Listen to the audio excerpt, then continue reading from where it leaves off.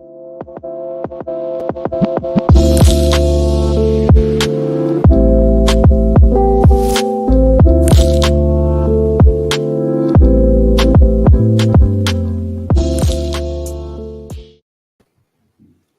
everybody, to The Locker Room Rant, the greatest show on YouTube. What's up? Ranked by, and we are the only three that voted on that, so that's all that matters. My name's Tony. As always, I got John V to my side, Nico down below. If it's your first time at the channel, crush that subscribe button down below. And Nick, why are you smirking? Because I said crushed, and it's kind of it's Daniel Calderon. Douche was Daniel it douchey? Zaddy is back. Oh, I love Daniel Calderon. We got to get him on. Izzy, the show. What's up, family? What's up, Mariah? What's up, D? Good to see you guys. Rams fan in the chat. Can't be mad at that. It's scary. Izzy says my setup is sick. Thank you, Izzy. New setup. I got the TV on with a screensaver. So I thought it would be a nice little addition till I don't know. Roger Goodell comes calling and says, "Give us back that logo, Debo, that button." There we go, Mariah. When are we? Speaking of Mariah, when are we giving some free stuff away on this show? Huh? We come to terms on that yet? I think we should start giving away. I don't know. I don't know. I'll find stuff around the house I can get rid of. Somebody got my car last week, so. Nick, nobody has given out more than Nick this year. Nick gave out a car. A car, a Honda CRV, not just any car. I'm like fucking Nick's. You are Oprah, buddy. You are. Gave away. He gave his tools. He gave up his clubs. This guy is the giver. Gave away a shitload last week. Make sure you tell your tax person at tax time you gave out a car for your show with 181 subscribers. Mariah, they did find it, and then Nick woke up. That was rough there. That was. Sorry, Nick. That was a little insensitive. No, it's still out. Someone's enjoying it more than Nick. Yep. You know what? I was going through our sounds. I was going through our sounds this week, and we have not had a wrecking ball from John in like 4 or 5 episodes. We've been taking it easy on John. I think John's been taking it easy on us. I think you got it wrong, Nick. I think we're gonna get a lot of wrecking balls during the regular season. I'm just hoping it doesn't turn out to be something more than a wrecking ball during the season. Buffalo possibly getting OBJ, Daniel, but I got to tell you, buddy, I'm not too excited about that news. I think we have what we need. No sense in screwing up any chemistry. We have the wideouts we need. We have what we need. And the only thing I can see happening by bringing that guy in on your football team is all negative. I could see him getting hurt again. I could see him causing problems in the locker room. And I need none of that mojo on my team right now. We are feeling good, and we like what we have right now. We like our offseason moves, and we want to just no OBJ. What I do want to... Oh, he's still hurt. Yeah. I'm gonna get him dirt cheap. Take him, put him on the roster. Who cares? It's a long season, bro. He's had like 2 or 3 season-ending injuries. So what? Bring him in week 8. Bring him in week 7 or 8 or 9. Who cares? Why? Who cares? Like Tony said, he can only cause problems. With what? He won a Super Bowl last season. What the hell is he going to say? He's going to sit there with his hands over his back of his head. He's just going to chill, bro. He's got no reason to give you guys any grief. Okay. Probably mellowed him out. It's your birthday party. Happy birthday, darling. We love you very, very, very, very, very, very, very much. I don't know what is going on. Is somebody's birthday? It is someone's birthday, and then when we find the right song, we're going to do that shout out when the time comes. Okay. Go. Oh, no, I thought it was going to. You know what? Come on. Keep going till you hit this spot. You can have it your way. How do you want it? You gon' back that thing up, or should I push up on it? Temperature rising, okay, let's go to the next level. Dance floor jam packed, hot as a tea kettle. I break it down for you now, baby. It's simple. This is the longest one we've ever had. I'll be an info in a hotel or in the back of the rental, on the beach or in the park. It's whatever you into. Got the magic stick. I'm the love doctor. How your fans teaching you about. Okay, you know what? Happy birthday. Happy birthday, whoever fuck it is. John, unmute yourself and give your birthday shout outs. I got a birthday shout out going to Locker Room Rant Lover, Locker Room Rant subscriber, Locker Room Rant follower, Adam Barnhart. It is Adam's birthday. And John, who do you got, buddy? Happy birthday, Adam. Today, or actually tomorrow, is Paul Hope's birthday. And I want to give him a shout out from the fellas here at the Locker Room Rant. Just want to tell him that I appreciate his support since he's been following us here at the channel. His endless shout outs on Twitter. There are many people that shout us out, and Paul is one of them. And I want to thank him from the bottom of my heart, and from these fellas. Paul's a good dude from the UK. If anybody doesn't know Paul, he's a huge supporter of all of his 49er fans and all of their content, their channels. He is constantly there to support you. And Paul, we love you, brother. We appreciate you. And happy 42nd birthday, my man. Enjoy it with the family tomorrow. Happy birthday, Paul. Happy birthday, buddy. Nimbus. I hope someone gets Paul the Nimbus 3000. Only one person I know has that one. It's a special birthday. You get that on your 13th birthday, don't you? I'm pretty sure you get that on your 13th birthday. Either way, happy birthday, Paul. When Paul is not playing late night Quidditch, he is representing the Locker Room Rant, shouting us out. Always a pleasure. So thank you, Paul. Happy birthday. Happy birthday, Adam. Adam. Happy birthday, Adam. Big 4-0. Adam, big 4-0. Turn into big 4-0. We'll be there soon with you, brother. We appreciate you, bro. Thank you for supporting the channel, my man. Yep. All right. Do you guys want to go? You want to hit the news first, or do you want to go division by division and talk about what question marks you have? Any news from that division, and maybe give a little sneak peek of who our picks are going to be. Are you guys down for that? Or when are we gonna do our picks for the? Is that coming later? I'm ready now. It doesn't matter to me. I mean, we can do it. Well, I mean, I don't know. We can do it. We can do it today. Now. Let's dive in. Let's do it. All right, John, you're the recorder. You remember? Yeah, I got the one Hold that records. Okay. All right, we'll talk about the conference. We'll talk about the conference, and then after we're done talking about everything, we'll give our picks. Sound good? Sure. All right, so AFC East is who we're starting with.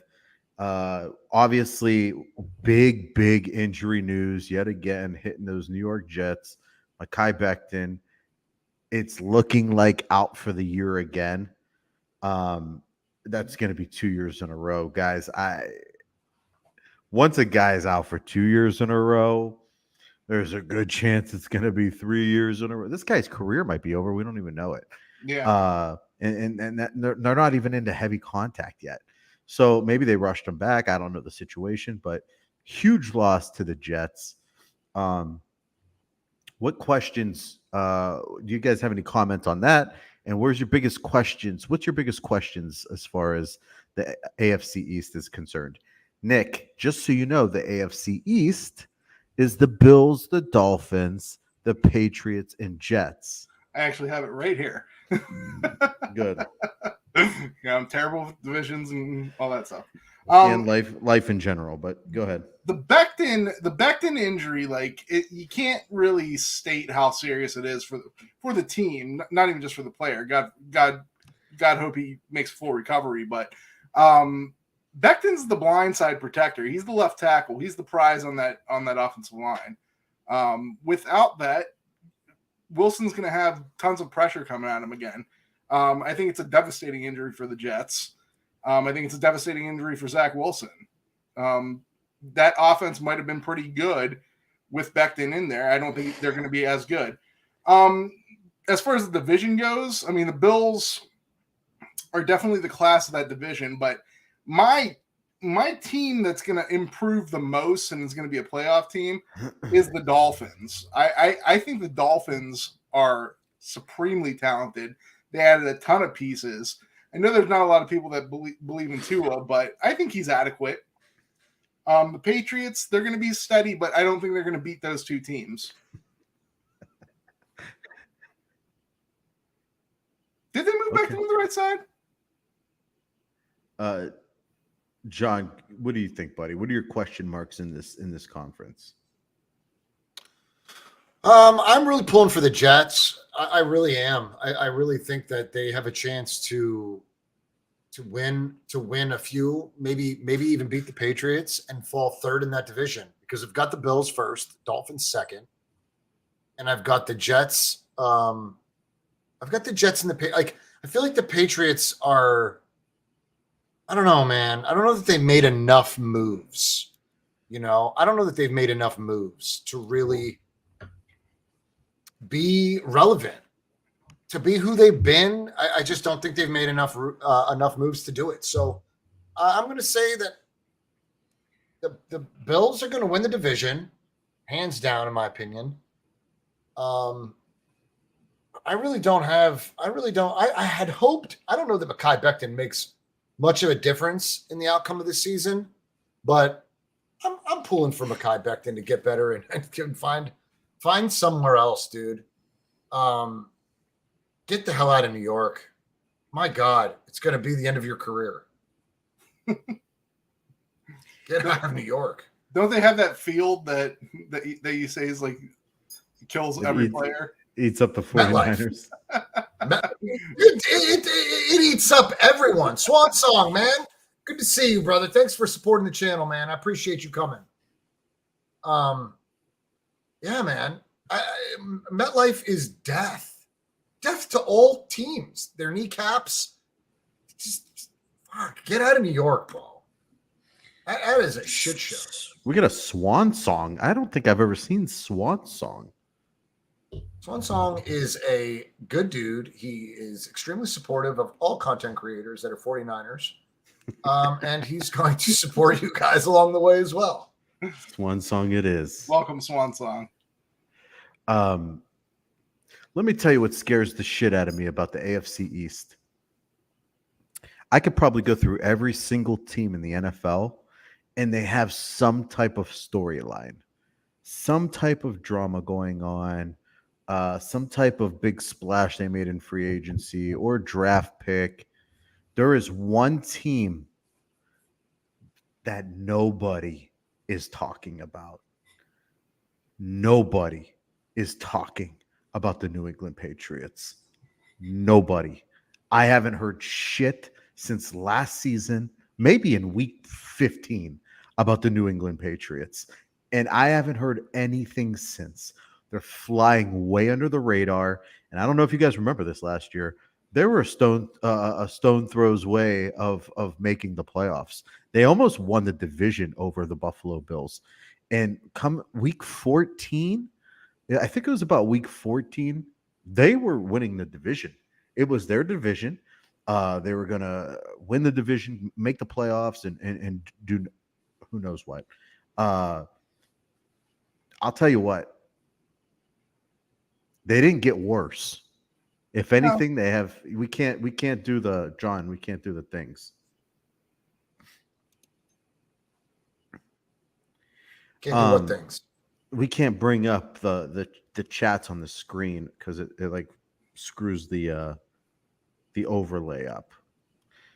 Who cares? Let me just take the overlay off. I got to figure out how to use this overlay. But I'll tell you what, the Patriots, you don't count out that coach. You don't count out that organization. They have a strong run game. They have a quarterback that was probably the best rookie quarterback of all the rookies last year. I haven't heard Mac Jones's name at all during the offseason. I did hear that he came in with extra muscle. I think we talked about that too. But nonetheless, they're flying under the radar. The only move I remember them making in the offseason was picking up Devontae Parker from the Dolphins, which a healthy Devontae Parker is a stud when he has someone to get him the ball. I don't know. I think they're flying under the radar, and as a Bills fan, that scares the living shit out of me. Having said that, are you guys ready for your selections? Yes. Let's do it. The winner of the AFC East is who, Nick? The Buffalo Bills. John. Buffalo Bills. Let's do it. Buffalo all the way around. All right. All right. Tony Bills. Let me mute my keyboard. So loud. It is pretty loud. It's like angry. He's like an angry typer. You're angry. He's typing with a lot of ferocity. Here we go, Nick. First time of the year. Here we go again. It's the Cleveland Browns and it's first and 10. So get on your feet and let the games begin. Here we go again. Oh. And not to mention, we also have Black and yellow. Yeah, you know what it is. Everything I do it big. Yeah. Whoa, that was a longer version than we're used to. I think my little website, this little website I used, extended it out. They wanted more Tony and Nick finger wagging. More Tony and Nick finger wagging and duck lips. Oh, the duck lips. John hates it. Ready? Black and yellow. Yeah, you know what it is. Everything I do it big. Yeah. It's his lips. It looks like an ass turned sideways. It's godforsaken awful. All right, we got the Ravens, the Bengals, the Browns, the Steelers. What questions do we have going? An obvious question is Deshaun Watson. What's he going to end up with? Is he going to have the 6 games? Is the NFL going to extend that? We have no idea. All we can base this off of is the information we have today. Questions that I do have. I question Kareem Hunt. Kareem Hunt looking for a new contract. Said he wants traded off this team. The Browns said no to the contract. And guess what? No to the trade. If you don't want to play football, don't play football. But we're keeping you on this team. And I feel like that doesn't happen enough in today's sports world. Yeah. And it should have happened with 6 too. But here's the thing. Kareem Hunt actually has practiced the last couple days of camp. So now, 6 means Baker Mayfield, right? Yeah.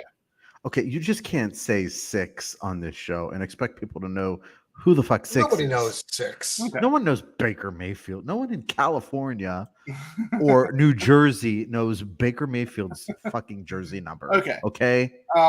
Yeah, they should have they should have played hardball with that scenario too. For some reason, they just decided to let first round pick go. That being said, Baker Mayfield aside, yeah, Kareem Hunt's practiced the last couple of days, so I think his because he doesn't want to get fined. Yeah, he's not there out of the goodness of his heart. I think his stance might be softening a little bit. I think they should pay him.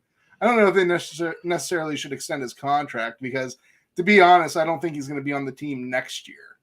I think the Jerome Ford pick and the emergence of Johnson basically kind of made it so. What? JT Campbell knows 6. He's about to be pick 6. He's about to know Nick pick says 6. what? Hey, you know what, JT Campbell? See the little box in the corner? You guys got a hell of a steal there. You did. Yeah, you're paying you're paying half the bill. Yeah. You get a starting quarterback, we pay half the bill. How does that work? I don't know. But for some reason, the media said that that's the only thing that should happen. The Browns said okay. That being said, I think Kareem Hunt's not going to be on the team next year, but he's going to be on the team this year, and I think he'll play. If he doesn't play, that's going to be a bad thing. You know, it's going to be a hamper. You're taking one of the best offensive weapons in football and not playing him. Either way, I think the real strong part of this team is going to be their defense. I think they're legitimately going to be a top 3 defense. And newsflash, I'm going to pick them to win the division. So it is that. That's that. As far as go ahead, buddy. As far as the rest of the division, I don't think much has changed. I think you have a Cincinnati team that I don't think is an I know they upgraded their offensive line a little bit, but I don't think they upgraded a ton of other positions on the field to make them an elite team. They're going to be the best team other than the Browns, but they're not an elite team. Baltimore, I think, their ceiling's capped. They might win 10 games, they might not, but their ceiling's capped. They're not going to be a team that's challenging for anything. And the Pittsburgh Steelers are going to be the worst team in that division. Okay, moving on to John. I am picking the Cincinnati Bengals to win this division, and for the obvious reasons, dude. They went to the Super Bowl with a team that was better than you. No, they weren't. Better than the Baltimore Ravens and better than the Steelers. And they did address their needs that potentially cost them the Super Bowl. So, yes, I'm going with the Bengals. I don't think that the Browns are a top 3 defense. I think they're a top 5, definitely in the top 10 without any doubt, just not a top 3. But I also am not going to take anything away from Pittsburgh right now. They have a good team. They just need a quarterback. And if number 10 were to go to Pittsburgh, he would make them relevant. Sadly, he might make them relevant. Better than Trubisky is going to do. Because I think Trubisky is struggling right now. So if number 10 were to go to Pittsburgh, I wouldn't be ashamed. Hell, I'd be happier than hell. And it might actually make them more relevant than Baltimore. They might be 3rd in the division. I haven't even heard those rumors. I mean, good. Just look around the league and find a quarterback that's struggling. You did now. Hot off the press here at the locker room rant. Jimmy G. I mean, they don't have a viable quarterback in Pittsburgh right now. They do need help. So Vince, don't get us started, buddy. Don't do that shit to us. Vince is trying. TL, what's up, fam? TL, what's good, brother?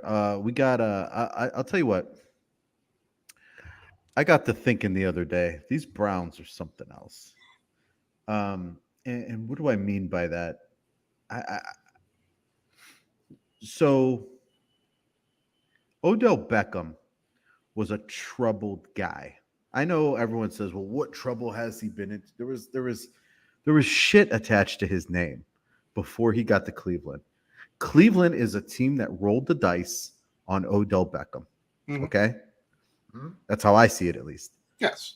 Kareem Hunt What happened with Kareem? He beat the hell out of a woman, right? He punched a girl pretty badly in a bar. It's a pretty stand-up guy there. I think he was in college at the time. I'm not 100% sure, but pretty sure he was in the pros. Nonetheless, Myles Garrett seems like a good dude. Rips the dude's helmet off for the Steelers and like hits him in the head with it. Okay. Yeah, I totally support his. Listen, I'm not saying you're a fan. You're a fan of the team, so I get why you're fucked up. And then they roll the dice on Deshaun Watson. It just seems like the team truly has no standards, and they're still not winning. I could see if you were winning and had no standards, but it's like they threw their morals out the window, and they're just willing to take a chance on whoever the fuck they can. I mean, name another team that had 4 instances like that. Okay, how about the kid from Michigan State you guys had last year? Mm-hmm. The deep tackle that took his clothes off, ran naked in Florida, and tackled a cop. I mean, I'm not saying it's the Browns' fault, but how do they end up with these types of dudes? Isn't it kind of fishy on how we're only talking about stories like that with that team? Other teams have stories, maybe 1, at the most 2. But when you string together like 6, then they rolled the dice on Baker Mayfield, a known asshole in college, planted the flag down in the 50-yard line, Ohio Stadium, the horseshoe. Hey, we're a team in Ohio. Let's roll the dice on this little asshole and bring him to the organization too. I mean, at some point, all I'm saying, at Johnny some Manziel. point, don't you like? Why does it seem like they have the most collective assholes in the entire league with the moves they made? Can you name another team that's had more? I can't. I can't even think of a team that has 2. Well, in terms of Odell wasn't necessarily an asshole. A lot of people love Odell.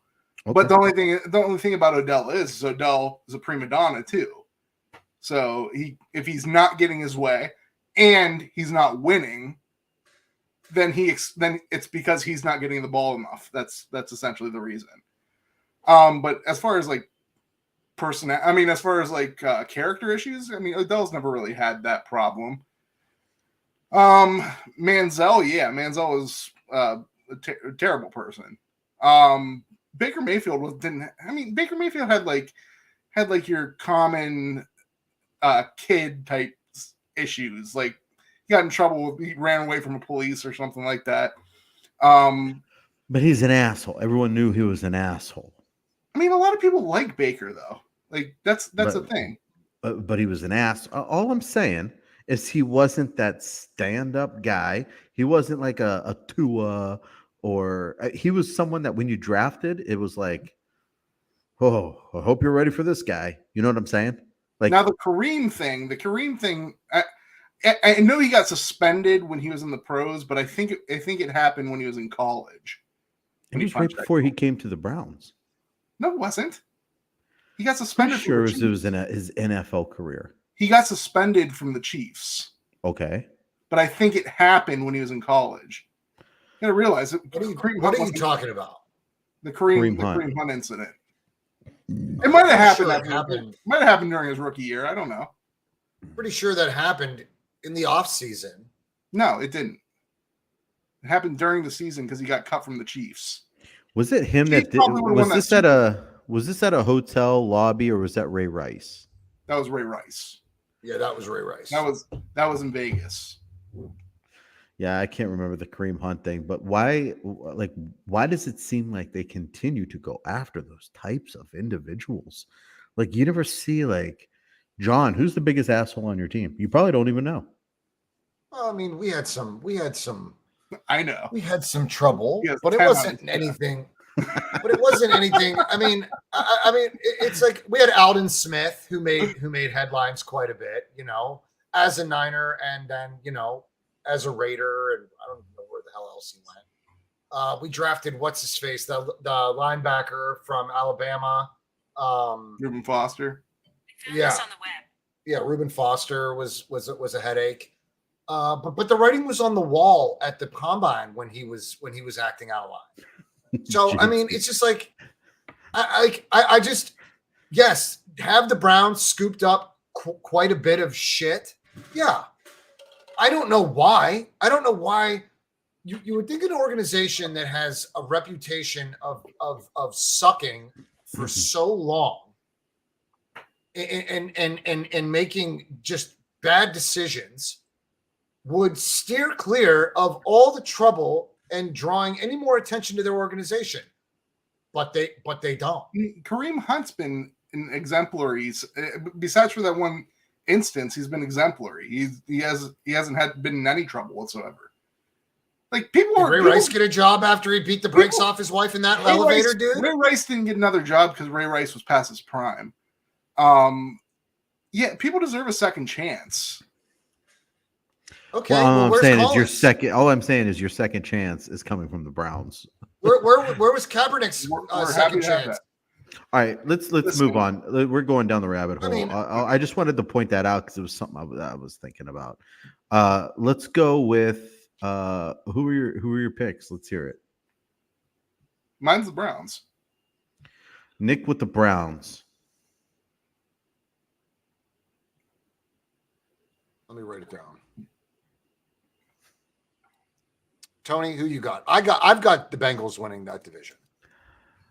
I got Baltimore. Should be a fun year. I don't know. Something about the Bengals having that young of a team makes me feel like they're going to take last year for granted and just like, oh, it's that easy to make a Super Bowl. And they're going to take some steps back this year. I think they're going to come back down to earth. I think they'll have a high-powered offense. I think they'll have a good defense and they'll win games, win shootouts. But I just don't see them winning the division. I think if Lamar can stay healthy, you're getting J.K. Dobbins back, which nobody's talking about J.K. Dobbins, and he's phenomenal. The whole defense was out last year. I see this as they almost had the amount of injuries the 49ers had in 2020, John. And you saw what happened when they got fully healthy last year. So I see the Ravens winning the division, and I see them going far in the playoffs as well. The Ravens were healthier than the Browns the second time they played them. And go fuck yourself. AFC South. You had your chance to speak. We got the Houston Texans, the Jacksonville Jaguars, Tennessee Titans, and the Indianapolis Colts. Wow, what a shitty division. I hope Havoc's not watching. Get you, buddy. Havoc would be disappointed in what I'm about to say because the Titans aren't as good as they were last year. I think they made a good trade. A lot of people knocked that AJ Brown trade. I actually think it was a phenomenal trade, but I just think they got worse other ways. That being said, they do have the luxury of being in a division with both the Texans and the Jaguars, who both suck. Although I do think you're going to see Trevor Lawrence make that jump into being a pretty good quarterback. He had a rough go of it last year. He might make some noise this year. The Colts are probably my de facto choice of winning the division, just because they got the team with the most stability. Okay, John.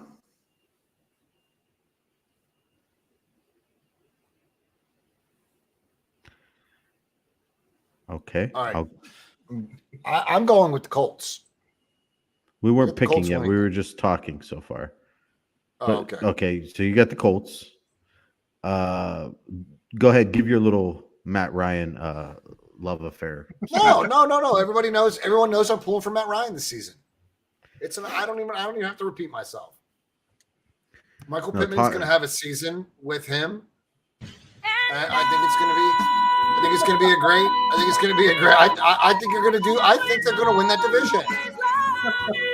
I also have them going far in the playoffs. You fucking love Matt Ryan, boy.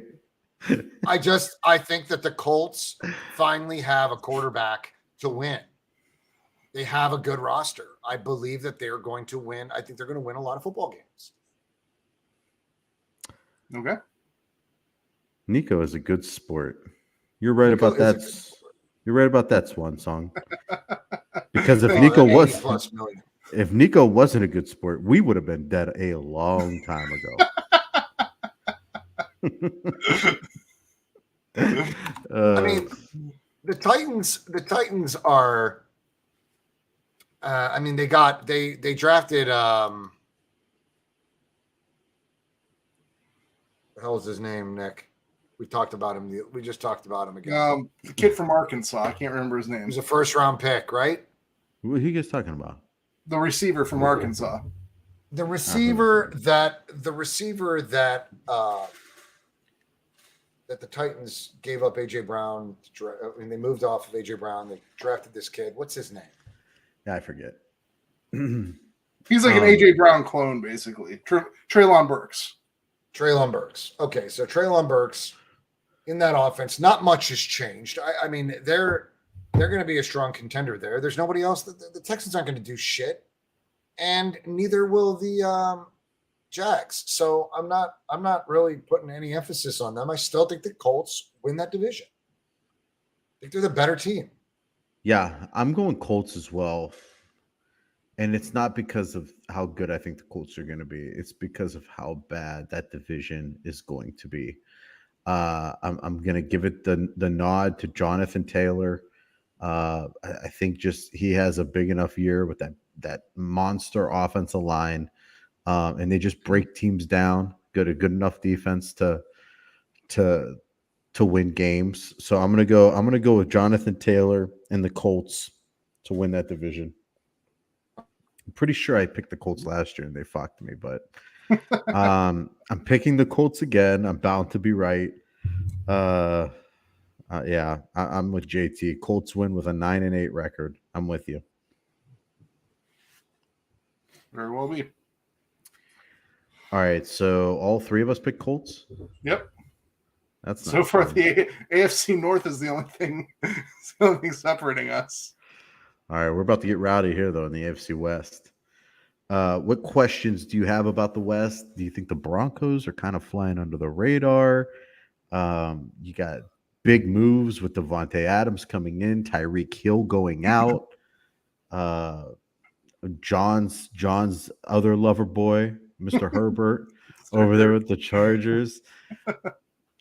What questions do you have, and who do you got taking it? Nick, go first. My question is like, listen, we've all been on Herbert's nuts. I think a lot of people are on Herbert's nuts. Is this the year that Herbert decides he wants to? I mean, I know his play has been kind of elite, but is this the year he really takes hold of that team and makes them a playoff team? Because he hasn't done it so far, and he hasn't had terrible teams. So that's my thing. I think the Raiders are the most overrated team in this division, because I think a lot of people are picking them to make the playoffs again, and I don't think it's going to happen. I think the Chiefs are still the class. They did lose Tyreek Hill, a tremendous blow, but you still got Kelsey. You still got Mahomes, obviously. I think their receiving core is going to be sneaky good because I think they have better receivers now than they did last year as a whole, except for you had one great one. I think Sky Moore is a guy to look out for in that division because in that team because he's really talented. If you've never seen him play, just look up highlights of him. I think the Chiefs will win that division, but I think the Broncos will contend for a playoff spot. I don't think they're a foregone conclusion to make the playoffs, though. Okay, John, let's hear it, buddy. I do like the Chargers, but I'm probably gonna have to agree with TL, man. Denver has a squad now, and I'm not. I just, as much as I can't stand Russell, let's ride. I mean, let's ride, dude. He's got a stacked squad. I think he can beat that division. The problem with the Chargers is Keenan Allen is their only receiver. I mean, Mike Williams. Mike Williams. Is he on that roster still? Yeah. Yeah. Okay. They They got Joshua re-signed him. Palmer and they've got Keenan Allen. I mean, who's their tight end? They have the Everett same did? team as last year. Yeah. Not much has Okay. changed. Okay. I just don't know that wide receiver core was enough. I don't know. I don't think it's better than Denver's. I think Denver chat, wins. Someone just said in the chat that Denver lost their wide receiver 2. Tim Patrick. He's a 3. Yeah, but I don't necessarily think he's 2. Sutton's had a bunch of injuries in the past couple of years, so I think at times he might have been 2. Judy's been injured too the last few years, so yeah. They did get Khalil Mack and J.C. Jackson. The secondary the Chargers secondary is dope. I just don't know if it's. I think it could be. Khalil Mack does not impress me anymore. That dude is never healthy. Huh? He's one of the best players in the league. I don't. He was never relevant for the Bears, dude. He was a little relevant. He was. Yeah, he was. He was a little relevant. Listen, the Bears weren't that good, but their defense was pretty good. Yeah, because of I can't remember his name, Tony. The other pass rusher, what's his name? The DT. What the fuck was his name? For what team? For the Bears. He was always playing, and Khalil Mack was out. Hakeem Nicks. Hakeem Hicks. That dude was constantly. He was in the game. Khalil Mack was not in the game. Robert Quinn, yeah. I think Denver is an all-around squad. I think Denver and the Chargers are they're the strongest teams in their division, but I still think that Denver squeaks by.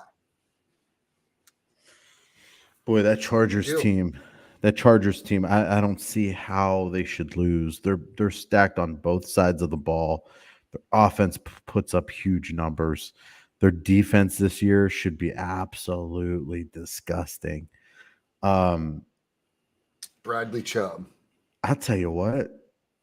If I look at this division, you guys are going to think I'm fucking crazy, but I think the odd team out right now is the Kansas City Chiefs. No way. I think they lost enough. I mean, you have to think like they lost one of their best defensive players, Richardavius Ward. He went over to San Francisco, and they lost their best wide receiver, not even close, with Tyreek Hill. I don't see how you can still, with those other teams getting better in the division and you losing those key players, I don't see how you can maintain staying on top of that division. I really like the the Las Vegas Raiders. And I'm picking the Raiders to win the division. I just put you in for the Raiders.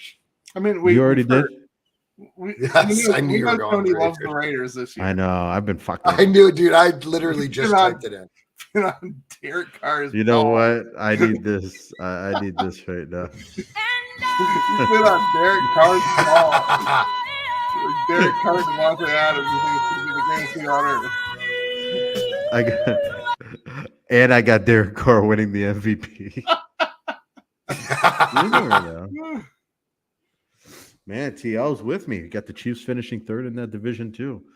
TL, I don't even know if I got them finishing third, buddy. I might have them dead last.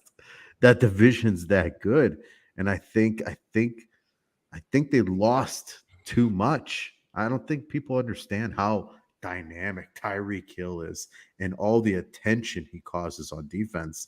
That's going to close a lot of windows. I got Oakland and now Las Vegas.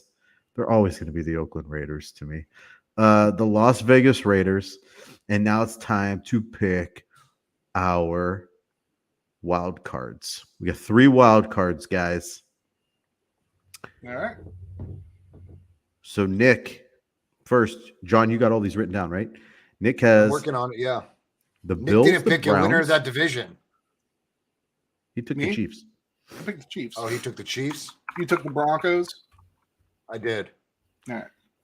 So Nick's got the Bills, the Browns, the Colts, and the Chiefs. Chiefs. You Now, have Bills, three- Ravens, Colts, Raiders. Pick 3 wild cards, Nick. BBCC. I'm gonna pick the Cincinnati Bengals Oh. as a wild card. Okay. I'm gonna pick the Denver Broncos as a wild card. And I'm also going to pick the Chargers as a wild card. What? John, are you writing these down? Yeah, but I'm listening to him. He just pisses me off. All right, Nick. Why does that piss you off? I don't know, because you want to just go against the Bengals so bad. They're just a better team. They're So not a pick better them. team. We You kicked got their Myles ass. Garrett. We So kicked what? their ass. They went to the Super Bowl, and you were watching from the couch. Okay. That happens. Beat them twice. They haven't beat us ever. Okay. Wild card.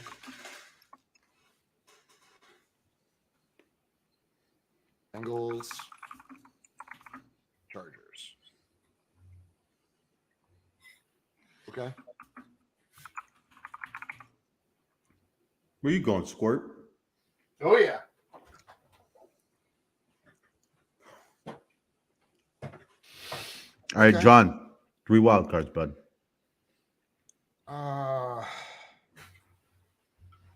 I'll say the Ravens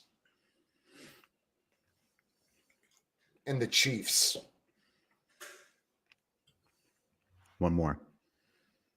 Who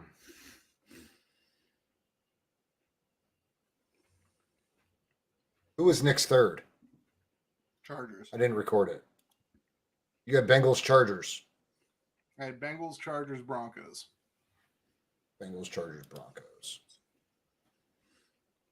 Oh man, I've got the Ravens, the Chiefs.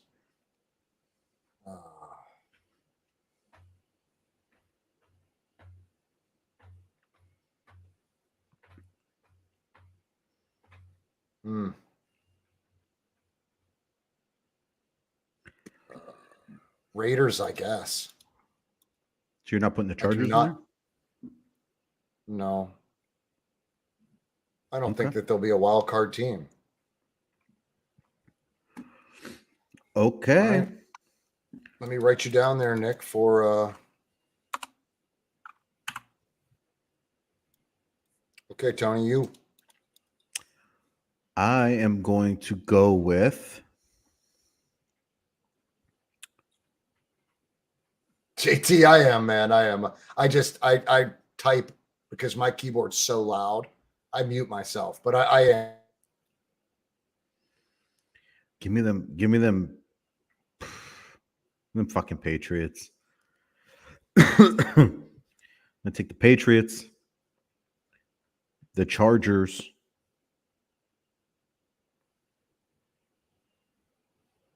and the Bengals. So it's set in blood. Is it set in blood right now? It's set in Can we make blood. Can we make a change before we put the blood in there? It's set in blood. Just in case you're new to the channel and weren't with us last year, this is a bet between us three. And the 2 losers have to pay for a jersey that we will be raffling off, a jersey of your choice that will be raffling off to one lucky winner at the end of the year.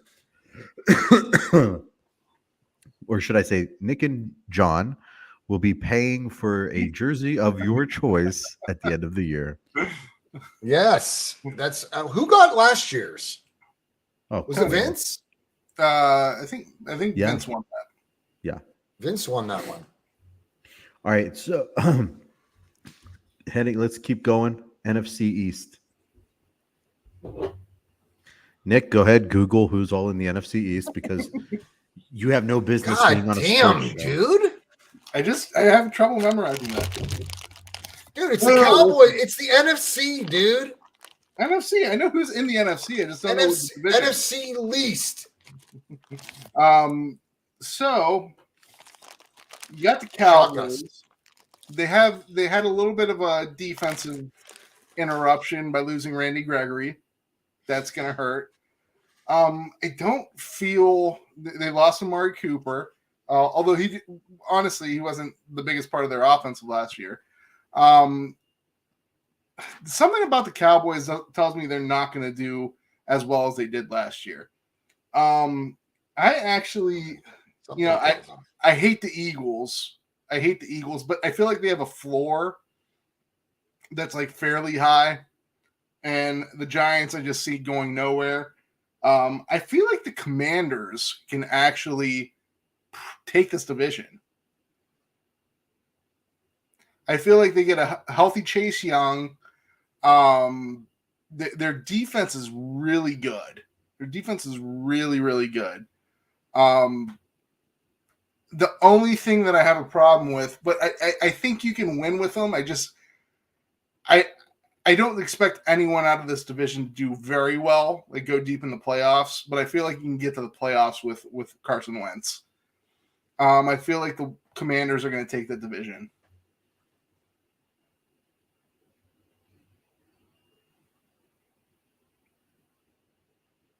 And that's it. John, you're muted. Sorry, it was recording. So, John. Tony, you want to take your crack at the East? Sure. Truth be told, when Nick said Commanders, I had no fucking idea what you were talking about. I thought you switched to like Major League Soccer or something. I totally forgot their name was the fucking Commanders. Yep. Okay. This division is all about the Eagles.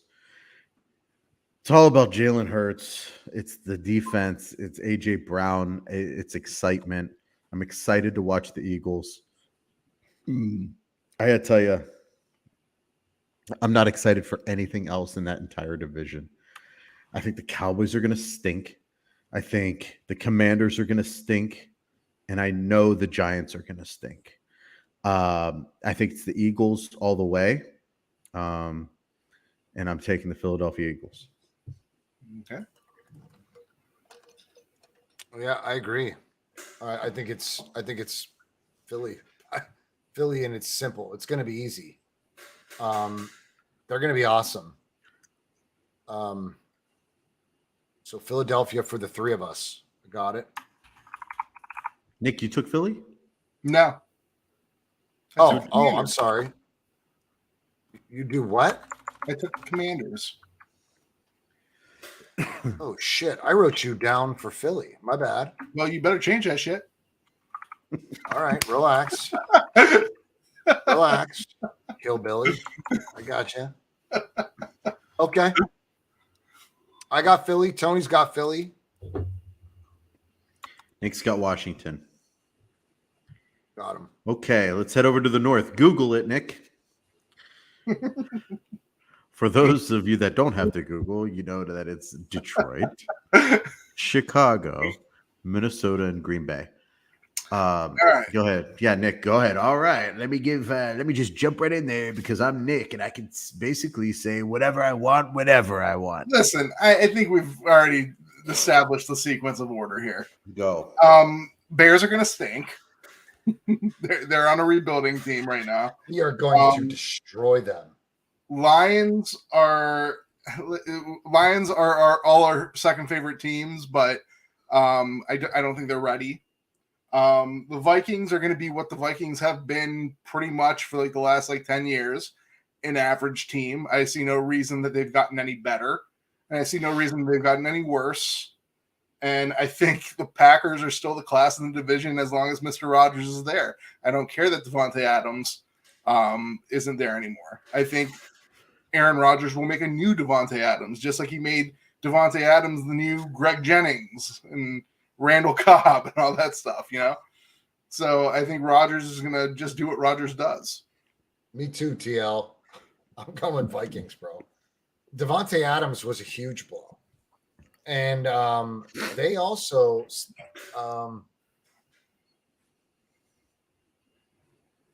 doesn't matter. I'm going Green. I'm going Vikings. Sorry. I thought. So I think some people try to get too cute when it comes to statistics. And what I mean by that is I saw a stat last year when Devontae Adams was injured and didn't play. They were like, hey, no need to worry because the Packers without Devontae Adams are something ridiculous, like 8-0 over the last 3 years. Something stupid. And I actually think those top NFL heads think that, okay, when it's time to pay someone, they actually think like, oh, well, we're 8-0 without this guy. We don't need him. Okay, well, what if all 8 times you played the Detroit Lions? What if all 8 times you were playing the shitty Jets or something like that, or Jacksonville Jaguars? You know what? You need that guy. And that guy not being on your team is not going to help your cause. I don't care what the wins and losses look like. That's not going to help your team by losing a superstar. Yeah, they did.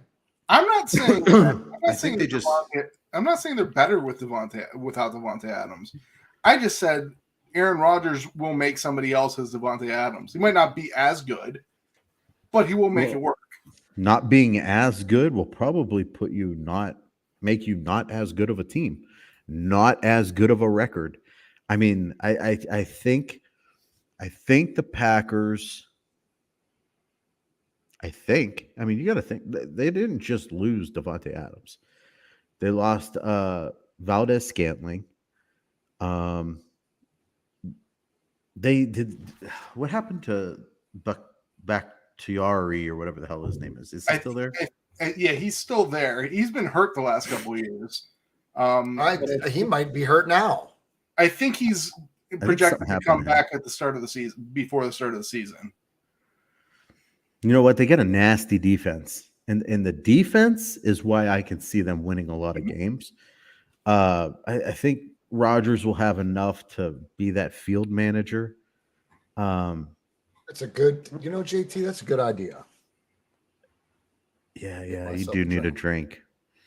As far as the division goes, I think Nick, I think you're wrong. I think the Vikings did make some good offseason moves. I think they made some offseason moves on defense and offensive line. They bulked up in the trenches. They got some defensive backs that they sorely needed. They have maybe the best receiver in football with Justin Jefferson. The guy's pretty sick. Going into his 3rd year. No, you don't like him? He's good. I just don't think he's among the elite receivers. I think he's a step below that. Yeah, Izzy, you're right. Jair Alexander is coming off an injury. That guy's pretty awesome, though. That guy, Alexander's pretty awesome. Nonetheless, I think I hate to do it. You know what?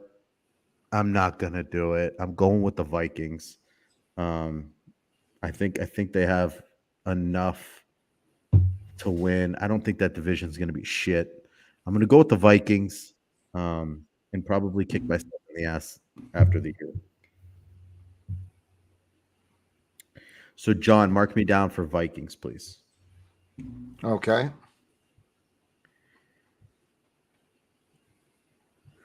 NFC South. Nick, who's all in the NFC? I hate the fact that you have to grab your phone and look down every time.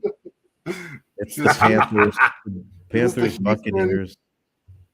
No, No. that's AFC. You dumb dickwad. You can't even read. You can't even read right. Falcons, Panthers, Saints, Bucks. I think we've talked about this before. Oh God. And He does, Mariah. He nothing's does. He really, changed. really does. Nothing's really changed for me. The Saints are the biggest bust or top level team there is. I think they could be one of the best teams in the league, or I think they could be one of the worst. A lot of it depends on Kamara, what happens with him. A lot of it depends on how good Jameis Winston is. We fucking know that pick. The Bucks, the Falcons are still going to suck. The Panthers, I don't think are going to be very good, and the Bucks, I still think are the class of the division. I know they lost Gronk, but I still think you they pick? have a lot of weapons. Yes, Bucks. Pick. Bucks. God. Hey, Nick. Buccaneers, you bucking bitch. Oh.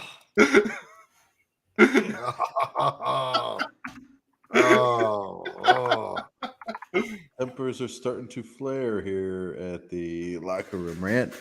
And when tempers flare, we need something to ease the mood a little bit. Nick, are you All ready? right, I got him down for the Bucks. All right, Nick, coming at you. Let me know when you're ready, buddy. I'm ready.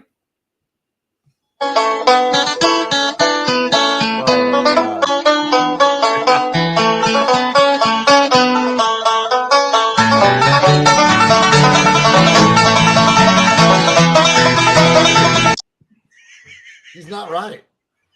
He's not right. What's that thing that he does with his fingers? It's like he smacks him off his leg. That's how you do dueling banjos, John. That is not how you do banjo. I hate when you take the banjo and you fucking shove it right up your ass. I hate when you adjust the camera. JT Campbell, what the fuck? Has JT ever seen the dueling?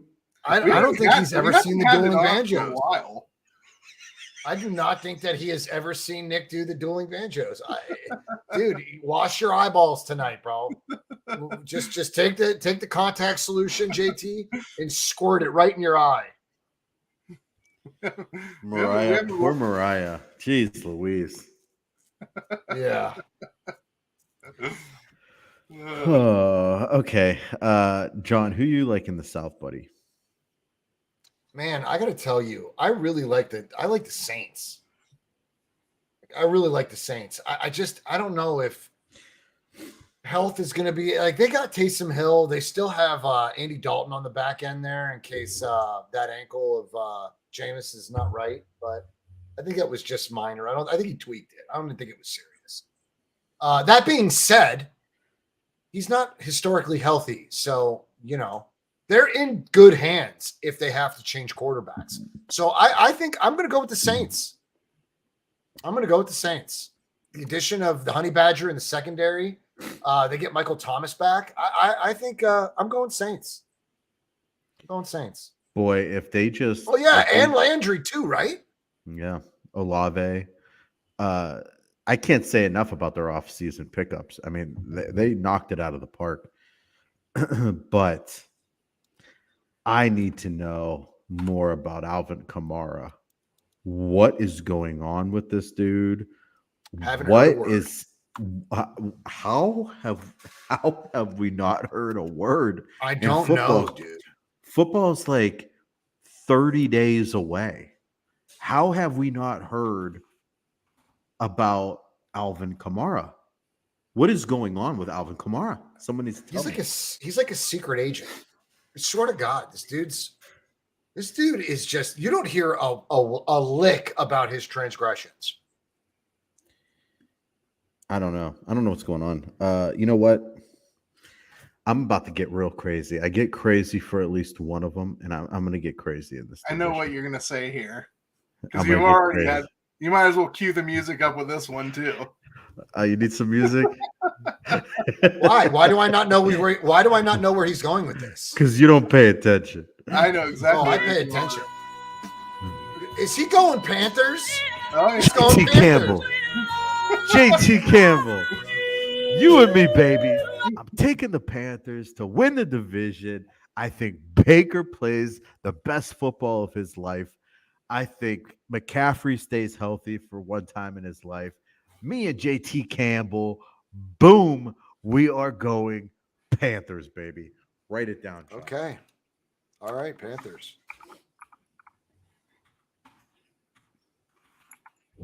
Right. Okay. Nick, who did you pick? I picked the Buccaneers, buck bitch. Oh, yeah, you did. You keep calling me a bucking bitch, and I'm going to come to the TV and punch you in the face.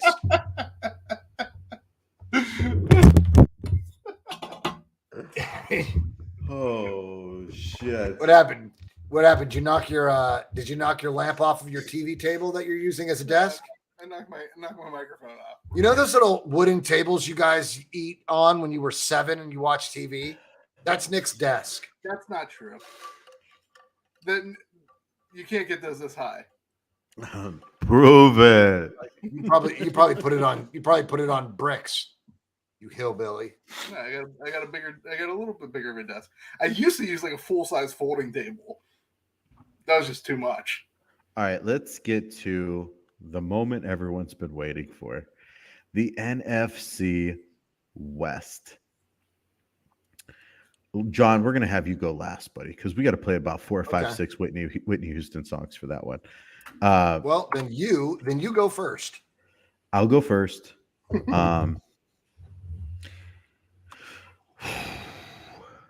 I remember last year, I literally picked the entire division to make the playoffs.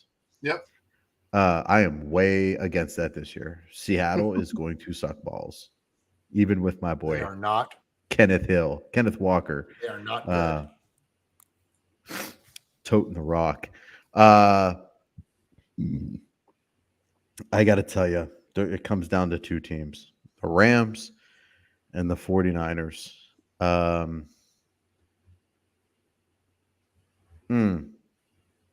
Nick, go before me. I got to think about this more. All right. Seahawks are probably going to suck this year. The Cardinals are going to do what they always do. They'll probably start off hot and then end on a whimper, not make the playoffs. I think. Hold on. I want you to take into consideration that Hopkins is suspended for the first 6 games. Hollywood Brown got arrested for speeding NASCAR. So they don't have their top 2 receivers to start the season. Well, I don't really know. I really shouldn't say that because I don't know what's going to happen with Hollywood Brown. But I would imagine that he's going to suffer a consequence, no? Yeah, probably not. No? Probably not. He was arrested on a felony. Yeah, but unless you do something that harms somebody, the NFL doesn't care. He's going 150 fucking miles an hour. NFL don't give a shit about that. Is he? What with the Panthers as well? That's pretty cool. So they might not even start off good because of missing Hopkins. I totally forgot about that. The Cardinals don't impress me. Cardinals, I've repeatedly said I'm not a Kyler Murray fan. I don't think he's that good. I think he's vastly overrated. I think the Cardinals screwed up in paying him the contract, and I don't think they'll make the postseason this year. So the Seahawks and Cardinals are out. The only 2 teams of relevance in the division are the 49ers and the LA Rams. I believe the Rams will probably win the division, seeing as they're Super Bowl champions, and they only got better. So that's my pick. Okay, mark it down, Johnny. Nick took the Rams. Of course he took the fucking Rams. Why wouldn't I take the Rams? Because you just like to go against what everybody says. I went with a Super Bowl winner. It's not like I'm doing this to like be against you. I'm winning with the team that. Tony, did you decide yet?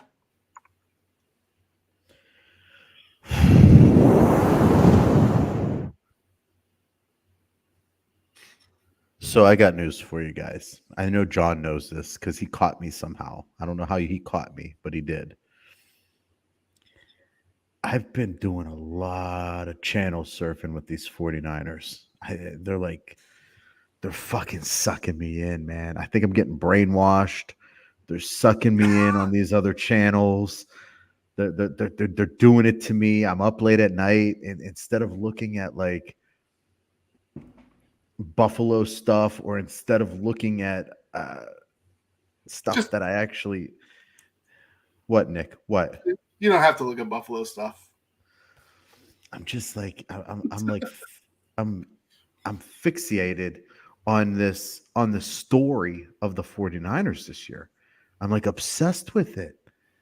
I gotta tell you, I'm all in. I'm all in. People are talking about Trey Lance having a bad practice. He needs the reps against whoever the hell they're playing this week. Packers? Yep. They're playing the Packers this week. I mean, I can't tell you who the Buffalo Bills are playing this week, but I know who the 49ers are playing this week. Guys, I'm starting to morph into something. I don't know if I like it, but I'm slowly starting to sink into that fucking sand trap called the 49er faithful. I saw him in the nitty gritty Niners chat, dude. He was in there chopping it up. Breezy called him out, gave him a shout out. John he was so happy to see Tony in there. I got you, bro. I watched it back later that night. I'm like, oh my God, Tony's in there. I went on Breezy's show and I was just laying undercover, listening to things, and then I was like, Breezy, what up? Tony from the Locker Room Rant here. 4.2 subscribers. Way to go, brother, or something like that. And then like 2 hours later, John was like, so. So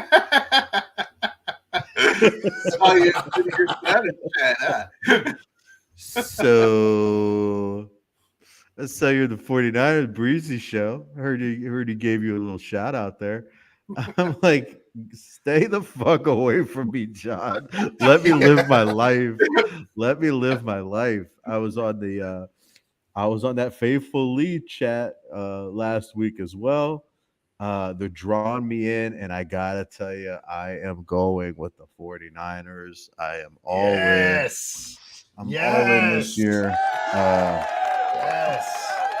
And I'm ready to watch the future unfold. And I got to tell you, everyone keeps saying Trey had a good day yesterday, but he had a bad day today. Like people don't understand that these offensive linemen are getting days off. When he doesn't have his starting offensive linemen, who are the two main guys, John? Who are your two Pro Bowl guys? Trent Williams. Mike McGlinchey on the right. We got Mike McGlinchey on the right, and we have Trent Williams on the left. Those two are taking days off at the same time. And guess who's not taking days off when those guys are off? The fucking defensive line of Joey Bosa, Fred Nick fucking Bosa. Warner, Nick Bosa, Fred fucking Warner's back there causing havoc. It's chaos when he doesn't. Fred Warner is a badass dude. He's just That knocking dude. guys out. He's like fighting. How about Dude. that guy? Best middle linebacker in football, and Nick couldn't even disagree. I was shocked. I was at work, and he was like, "Hey, there's no argument there." I mean, him and Darius Leonard clearly the top two middle linebackers in the league. Fred Warner's a bad fucking dude. I just think that look, Tony. With that being said, today's report, I saw that Trey went 12 for 15 with everybody there today. I mean, and I got news for you. Everything. He's not going to face a better defense than the one he faces in practice. Mm-mm. There's not a better one out there. There's not a better defense out there than what he has to face every single day. And I think for that reason, it is prepping him to hit the ground running week one. I did. The one thing I don't like that I heard, that I also heard last year. I think we're on the same target with this right now. I was just about to bring this up. The only thing I heard this year and last year is on his short passes, he doesn't have like an 85. He doesn't have like an 85 mile per hour fastball. He has a 100 mile per hour fastball, and he just fucking is a cannon, rifling it at these dudes. And some of the even I think some of the players came out and were like, throws the ball too fucking hard at us, and like uncatchable. But I don't know how you coach that to like scale it back. That's just how the guy plays and how he throws. It's been addressed. He's doing good, man. He's putting too much. He's putting a little jet fuel on it, bro. And there will be ups and downs, dude. And I think that we're going to run the ball a lot. But Trey's going to throw the ball too, man. And it's not a big deal. I'm not worried about it. Yeah, you know what? You guys are going to be. It's going to be the opposite of Jimmy, the complete opposite. Jimmy, he's mobile at that position. Well, Jimmy would complete the 5-yarders, and wouldn't even look to complete a 35-yarder or a 40-yard pass. He was a dink and a dunk. And now this year, you guys are going to be the opposite. You're going to be pissed off at the 5-yard incompletions, and then creaming your pants on the 40-yard bombs down the field to Debo. So the only stat I see Jimmy being better at this year than Trey is probably completion percentage. I see the completion percentage being worse for Trey than it was for 10 last year. But every other aspect, you guys are going to be, and I shouldn't even say you guys, we are going to be happy this year watching a lively offense that's exciting to watch. That's what you guys have been missing. You guys have been missing excitement. And I think that's what you're going to get this year. So 49ers for me. John, do we even have to I would trade excitement any day of the week for success. Doesn't he, Mariah? Doesn't he? He sounds just like us already. He really does. Because I keep watching those fucking shows. I gotta just stop watching. I would trade excitement any day of the week, twice on Sunday, for success. Look, I'm gonna need someone to travel with me to Vegas for New Year's Eve, because all my 49er friends and everyone is going to be there, and Allison doesn't want to go, and I want to go, and I'm thinking the Locker Room Rant needs to make a trip to Vegas we're not going to go to the game, obviously, because the tickets are stupid, but there'll be plenty of locations to watch the game, and it's going to be pretty dope. So I think we should go. Nonetheless, yes, you don't have to. I'm going 49ers. I think that Daniel is going to see a team. Now, Daniel, you won the Super Bowl, bro, and I'm giving you your props. The Super Bowl rings are amazing. Congratulations. But I got to tell you something, bro. Tony, have you seen the new Super Bowl ring? Yes, stupid. When you open it, I guess there's turf from the Super Bowl in the ring. Yes. Great. Congrats to you, bro. But you need to remember something, Daniel. You did not beat the 49ers consecutively.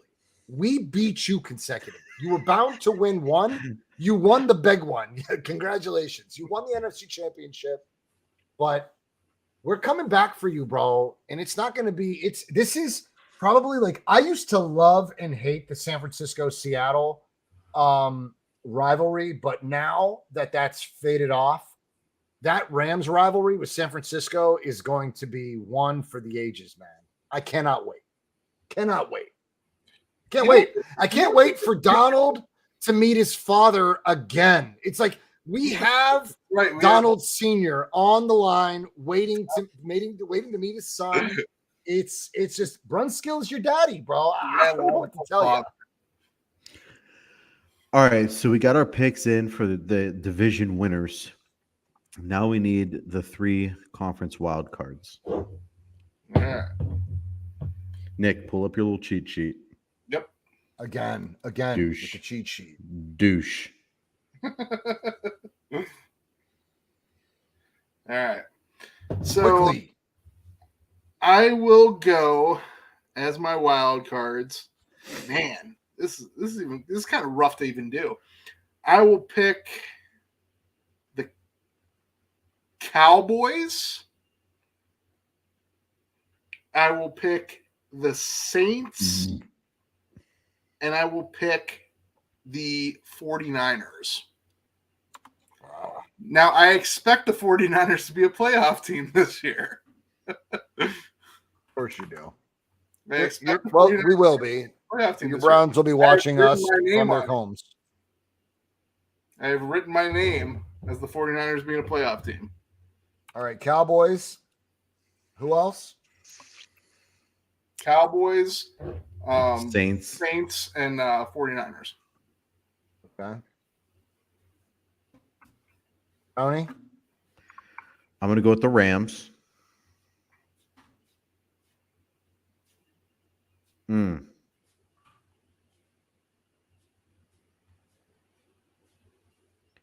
Packers. No. Fuck. No, you're getting the Packers out of the playoffs completely. Keeping them out. I think Rodgers is due for another Rodgers injury. And then they're fucked. He takes all those taking all those psychedelic drugs, dude. Give me the Saints, the Buccaneers, and the Rams. Saints, Bucks. Saints, Bucks, and Rams. Okay. Those Panthers are going to be sick. They better be. All right. For me, I'm going to go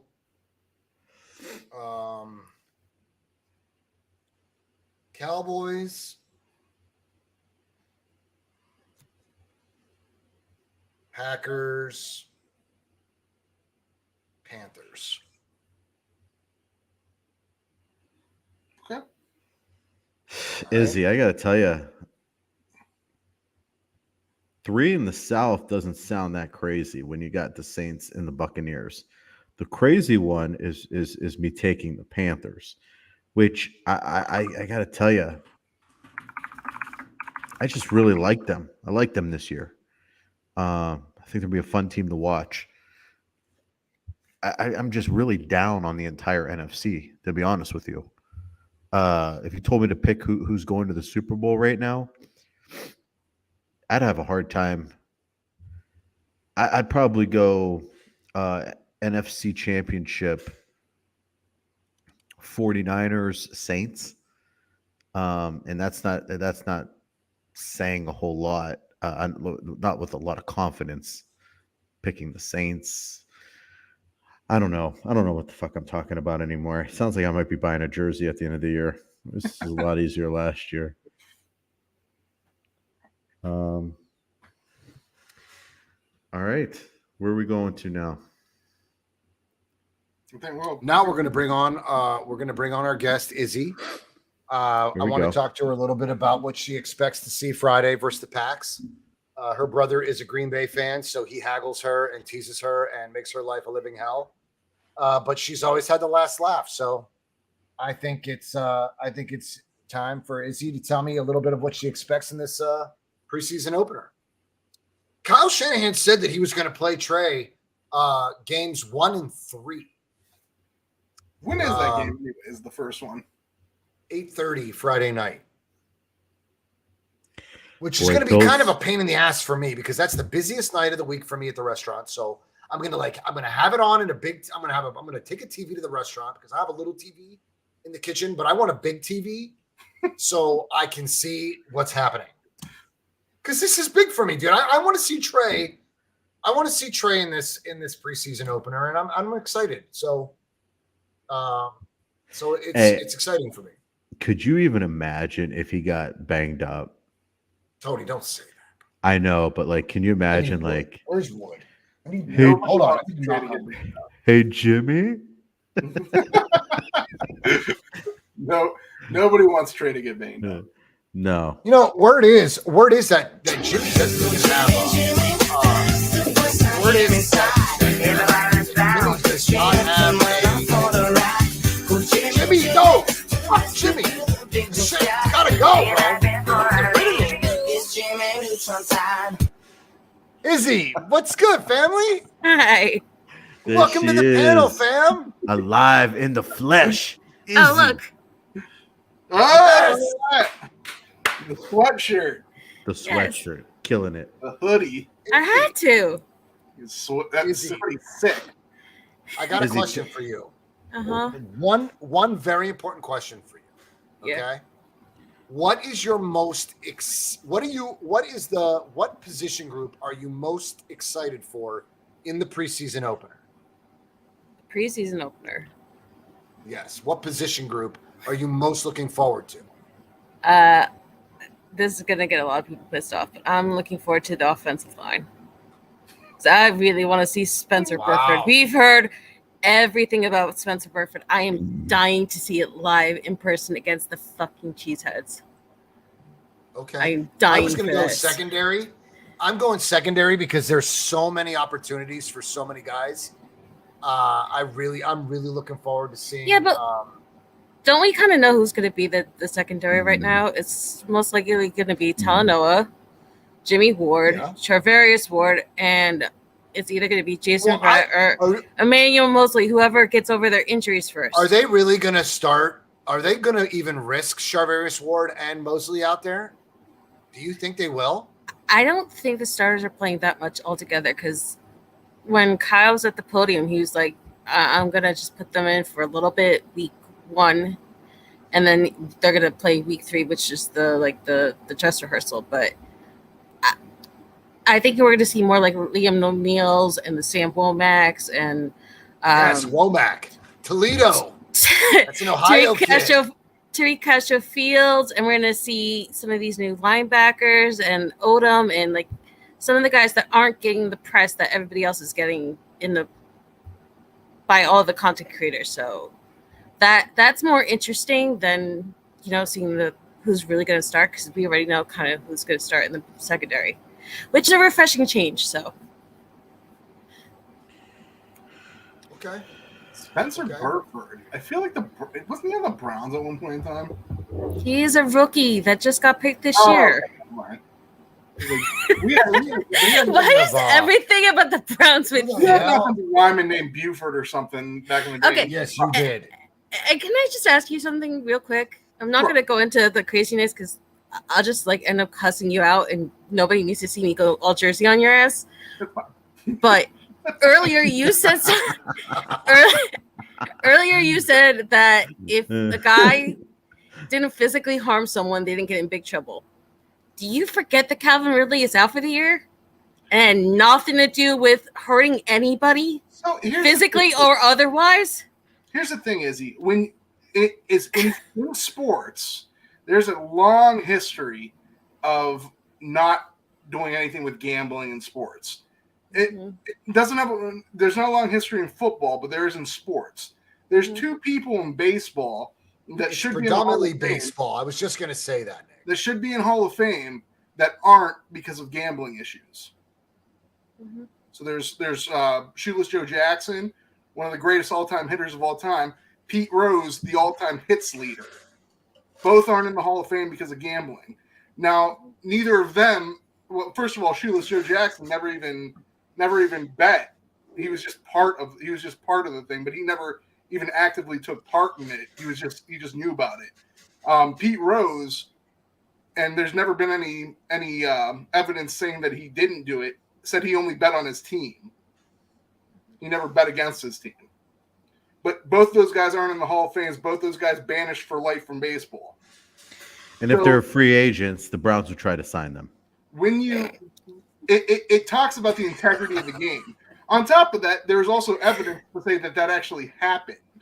Okay, now I don't want to get too far into this with you, but it for sure. I just asked it because you mentioned it not 10 minutes ago. So that's the only reason I asked it. Because I wasn't going to mention the Josh Gordons and all your other troubles because you always seem to forget that the Browns are a hellfire mess, but Fuck. Took a chance on Gordon. That dude could not put down the weed for as long as it took.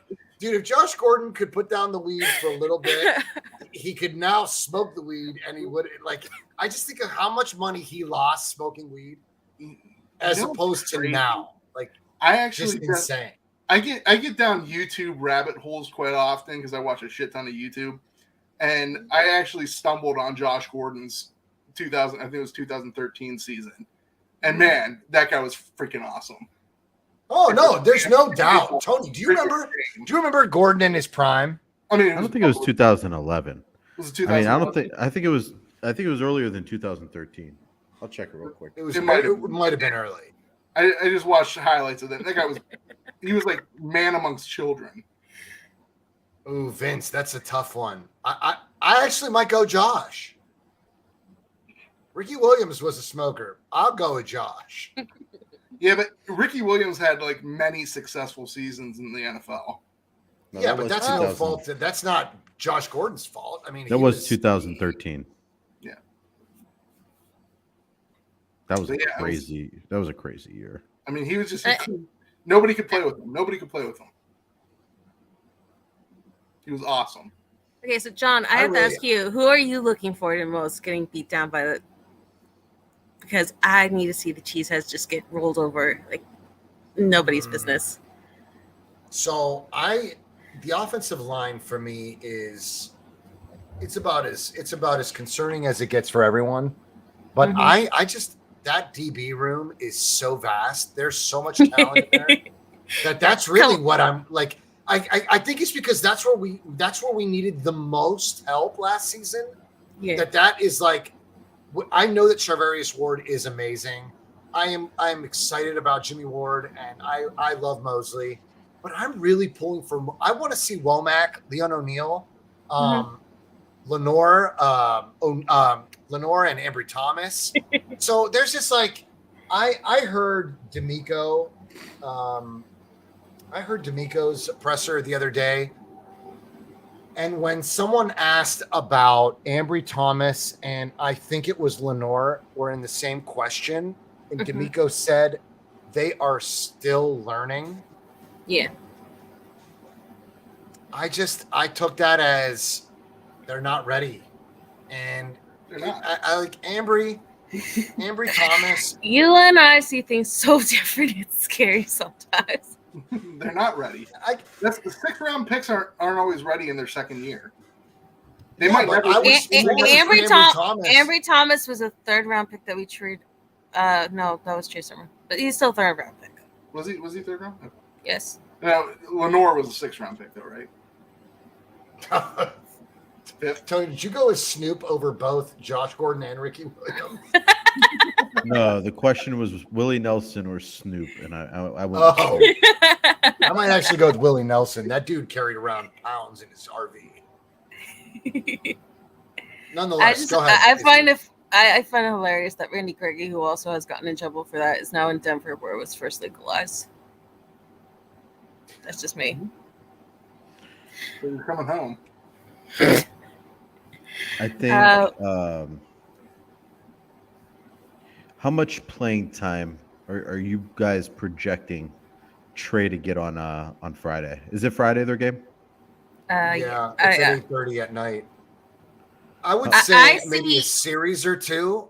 I see 10 snaps at most, maybe a little bit more if it's like one drive, because sometimes when the Niners have like a big drive, they cut it like 5 yards here, 8 yards there, 10 yards there.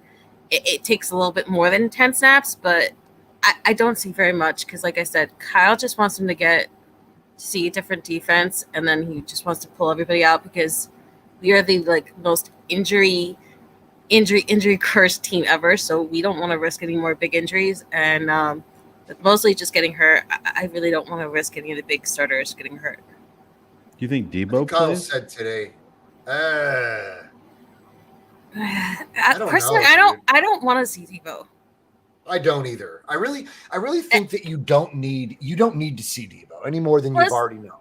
Plus, don't we have to like decide what we're doing with the rest of the receivers? We have to see the Ray Yes, McLeods. We have to see Ray Danny Willie Gray Snead. actually get over his practice issues and get some experience against different defense. We have to see, I think it's Martin is the other receiver, and there's so many great guys like that are undrafted that I want to see. And John knows this, and you guys don't know this because you guys probably have never seen me on a podcast before. But I am dying to see Josh Hockett. This is my present to myself, and I get to see him in the preseason again. So I am so excited. Is here to stay, Izzy. I think you'll be happy. I think Hockett's here to stay. Honestly, here's my thing. Okay, this is what I'm looking forward to in the series. Yes. Who the hell is Josh Hockett? Josh Hockett is our fullback undrafted free agent that came in the same year as Brandon and Juwan Jennings. Okay.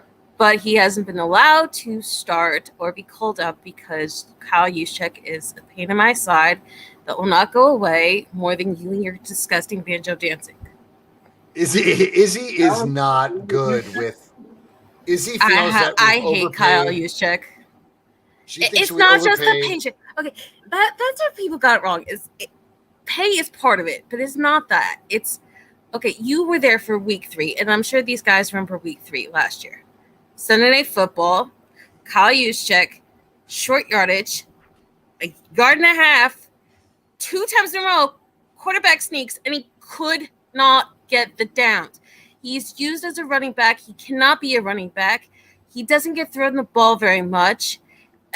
He's a blocker. He's an overly paid blocker. And Josh Hockett is not going to stay forever. He even came out and said last year, the only reason I came back was because teams would say that they'd take a chance on me, but they wouldn't need me as a starter. That's not going to happen forever. When you have more Kyle Shanahan disciples going elsewhere, you got more guys that can't stay healthy.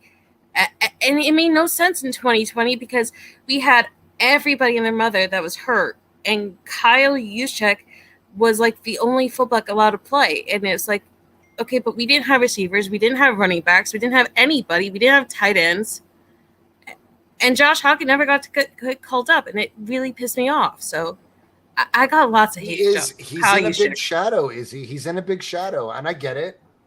I agree with JT. I agree with Can't we say the same thing about Trey last year? He was in a big shadow because Jimmy was that first guy since Cap that got us to the Super Bowl.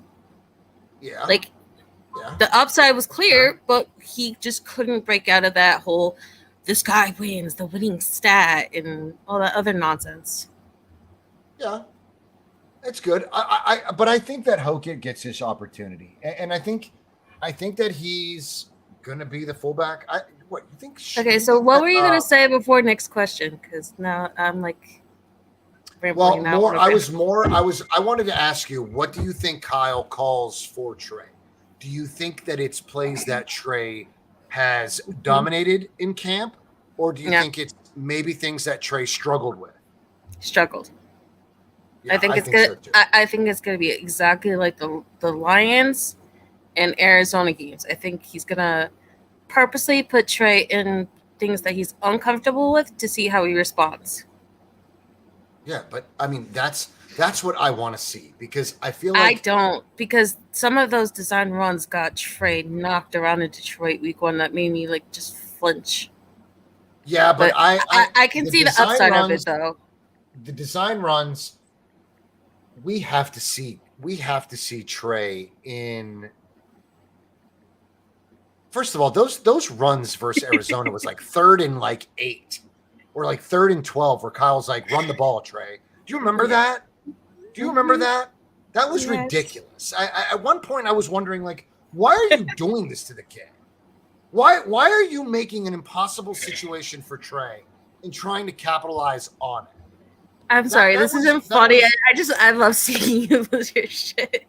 It bothered me because I think even Mariah, correct me if I'm wrong, weren't you wondering what was going on? Like, why were you running Trey on 3rd down? Like, I those were things that bothered me, but I get it. I get it. Things that bothered me is why did we use Jarvis Benjamin so much last year when you had Trent Sherfield and all these other guys that had reps with him and then never got the ball called to them. It made 0 sense. Vince says opposite. He's going to give him plays to succeed, build his confidence. See, Vince, I disagree in a sense because we know, or Kyle knows what Trey can do, right? Mm-hmm. And I don't know that there will be many design runs, come to think of it, Izzy, simply for the fact that there's no risk in injury here. We're not going to risk running him around and forcing him to rush. You know what I'm saying? Like, I think it's going to be Trey goes through his progressions quickly. So that's probably going to be 1, 2, it's probably going to be a big throw to Juwan Jennings or Danny Gray, right? You forgot Mariah's goat. Mariah's goat has been the leader of all camp. I don't know that we really see a lot of Ayuk and Debo in the preseason. I agree. I don't want to see Ayuk and Debo in the preseason. I don't. I want to see Danny Gray. I want to see Juwan Jennings. I want to see Ray McLeod, but I really want to see Juwan Jennings get his shit together. Okay, I have a big question for you because you're an Ohio State fan. Does Trey Sermon or Ambry Thomas have the bigger second year? Sermon's going to have a good year. He's going to have a good year. Breezy, what's up, family? So you're definitely going Sermon over Thomas? Yeah. Yes. What about Nick? You're an Ohio State fan, are you not? Yes. So Trey Sermon or Ambry Thomas, who has a better year? I don't think either of those guys really have any year to. I'm not asking that. I'm asking for a definitive answer. Trey or Ambry? That's all you gotta say. I mean, it's a hard question to answer because I think Trey Sermon's probably going to get a little more of an opportunity. Okay. But I don't think necessarily. I don't see Trey succeeding, though. That's the only thing. Why? I think Ambry Thomas might have a chance of having an actual better position on the team. Here's the thing. Ambry Thomas is getting in his own way, and that's it. I think Ambry is his own worst enemy right now. Yeah, but defensive backs tend to get hurt. No. I heard D'Amico. D'Amico said that they still have a lot to learn. And when you hear a defensive coordinator say that, that means that he is not confident in Ambry or Lenore currently. Tony, you feeling and okay? that's fine. Yeah, I just don't know what the hell we're talking about. We're like comparing apples to hamburgers. Okay, so this is a thing because Breezy and Peachy are a Michigan fan and a Ohio State fan, and so they had a thing coming into last year where they were betting on who would do better, and then the winner would get a jersey.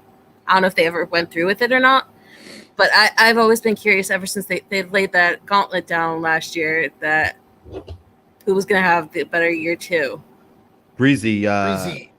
Just a heads up, I was in your show yesterday watching you, and then I was trying to be undercover, and then John texted me like 3 hours later. He goes, hey, saw you in Breezy's. I'm like, what the hell, man? I can't go incognito anywhere. John's catching me everywhere. Breezy forgot. I'm trying to be in the witness. I'm trying to be in the witness protection program, and John's calling me out everywhere. Breezy, she does owe you a jersey because Ambry Thomas picked off that last pass of week 18. So I had to catch the beginning of the show, and I saw that banner on the show, and Breezy left that there for a minute. He let that saute, bro. He gave the locker room rant some time to saute there, bro. Like we were marinating on screen for John, are you shocked? You minutes. buy gear for every single Niner podcast, and you give out so much love, just like Mariah. Why wouldn't you guys get some notoriety? Yes, I mean, there's no doubt. Breezy has always been in our corner to make sure that we get. Breezy was on your show last year during training camp. Yes. We actually, I send him a link every week just for him to jump in for a few minutes and chop it up. But he's busy. Like he does a show with John Chapman. He does He does his own show during the day. Like I feel bad for him, bro. He's putting in time. So Breezy's like, oh, you want me to come on? Oh. Bitch better have my money. Y'all should know me well enough. Bitch better have my money. Don't you subscribe to his Patreon, John? Oh, so he does technically have his money. Listen. And John makes so many contributions on every show. Breezy That's not a question. Wayne is a dude that I feel like I've known my whole life, but like the moment I see him in person, I'm going to give him the biggest fucking hug there could be, because like that dude, he gives me a laugh all day, all week. I get it. He's just a guy that I feel like I've known my whole life. So like, yes, like I was drawn to his content from jump, and he's one of the reasons why like Nothing But Niners, like I bought the hats, I bought the shirts, the hoodies. Like I love supporting my guys. Breezy's the reason why I even decided to join the Faithful, like online or on podcasts or anything. Like he was just like one of those people who you didn't know, but you felt like you knew your entire life when you watched him on the podcast. And it's like energy. You feed off of his energy. It's even when I was like a nervous wreck calling in for that first Let's Build a Roster show, like Breezy made me laugh when Mike got my name wrong, even though his wife is also a Melissa. He made me laugh when he said, "Oh, do we really have to call for a fullback?" Like it was just like everything. And then him and Tony and Mike just like pretty much took me in and made me feel comfortable, and we're like, you got to give Twitter a chance again. We hope to hear from you again. And it's just like, then it snowballed. I met John, I met Mariah, I met Kali, I met everybody. So they helped me break out of my show. What's CTFU? I don't know.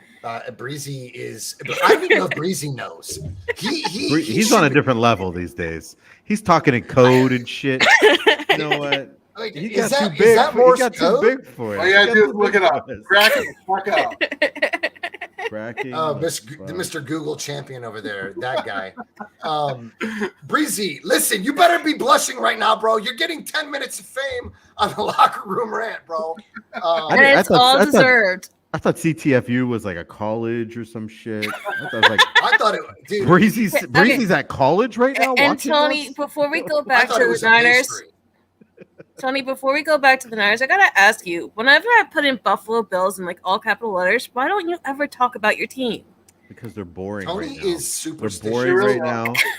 And Tony is superstitious. How's your team boring? Tre'Davious White is coming off a mega injury. You are the exact reason why a brand new rule was put in this year about overtime in big games.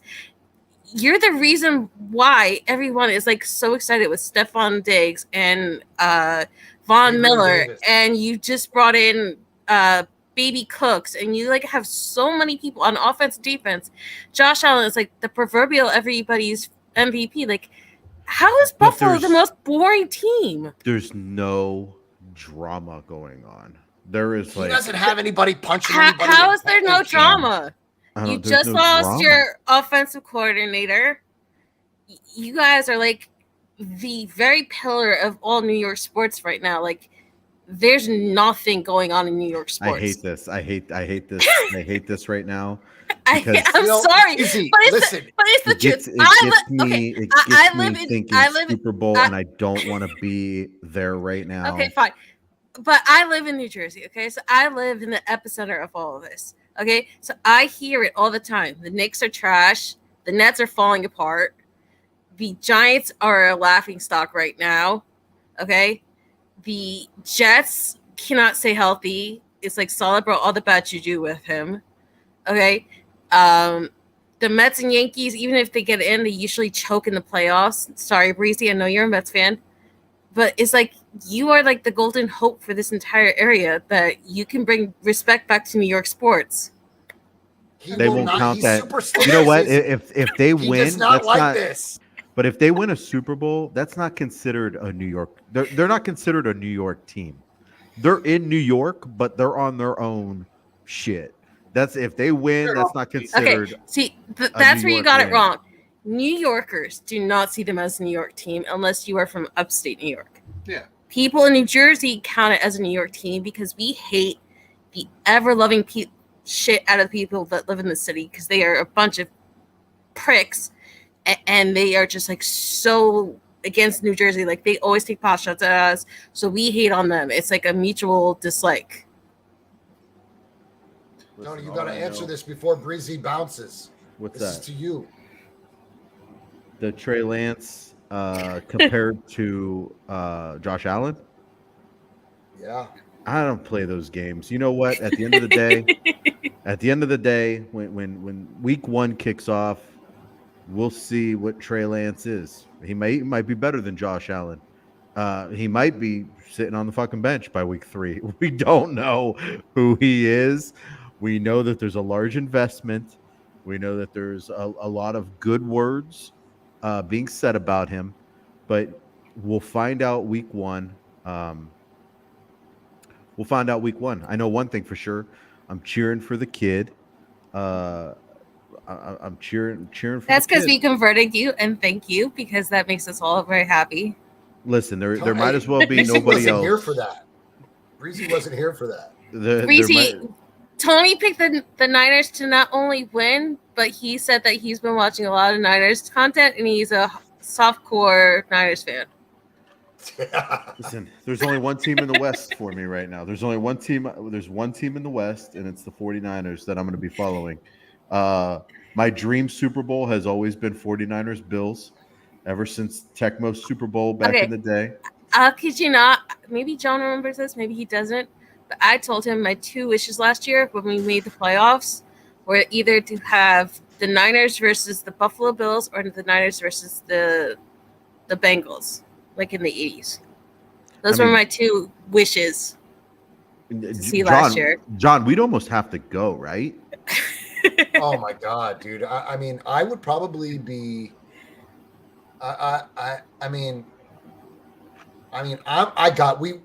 the Niners Buffalo go to a Super Bowl, do we have to go? That's all there is to it. I'll sell my Funko collection to go. John means business if he's willing to get rid of his Funkos.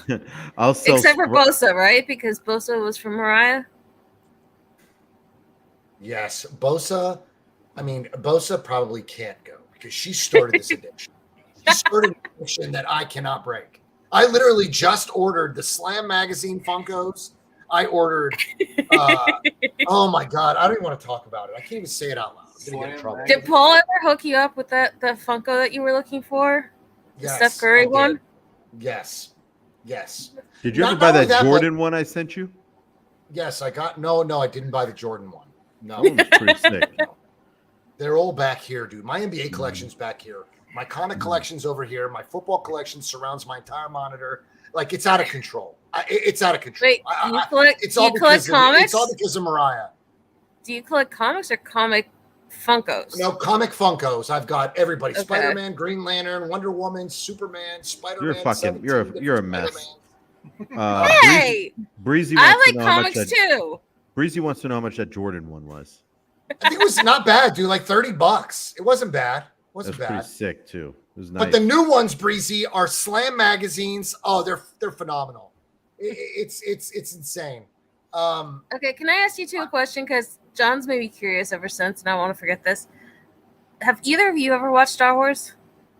I've never seen one in my life. I have never actually seen a Star Wars movie complete. I've probably seen them all like patchwork.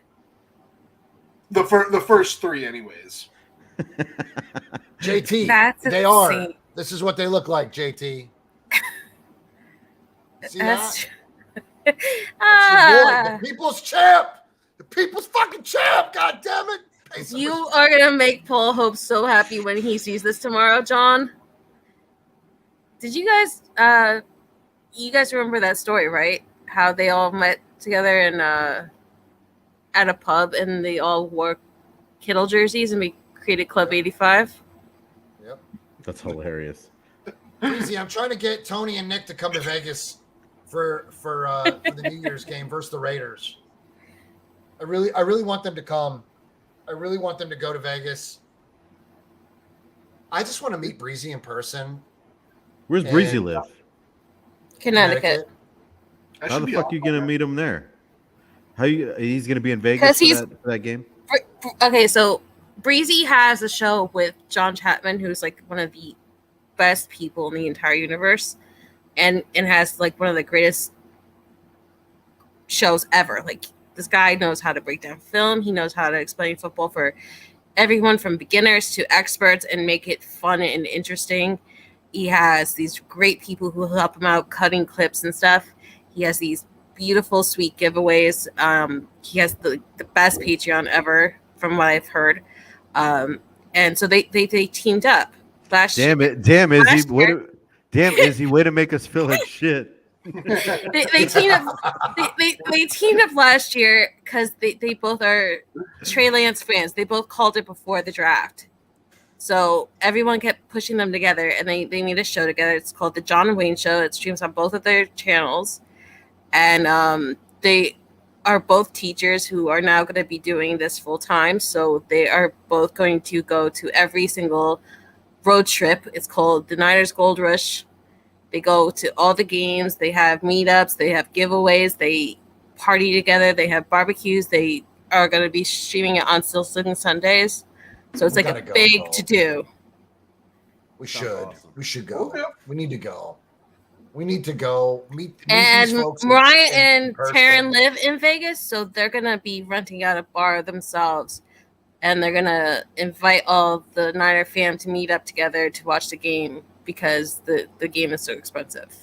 So a lot of people are just gonna fly out for New Year's just to meet Mariah and Taryn and hang out with a bunch of faithful. Tell you what, they better win that game, or they better win that game, or they're gonna fuck that place up. Breezy. Next time next time John sends you the link to the show, just tell him. Just tell him. Bitch better have my money. Y'all should know me well enough. Bitch better have my money.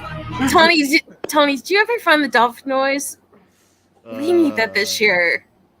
Damn, that's.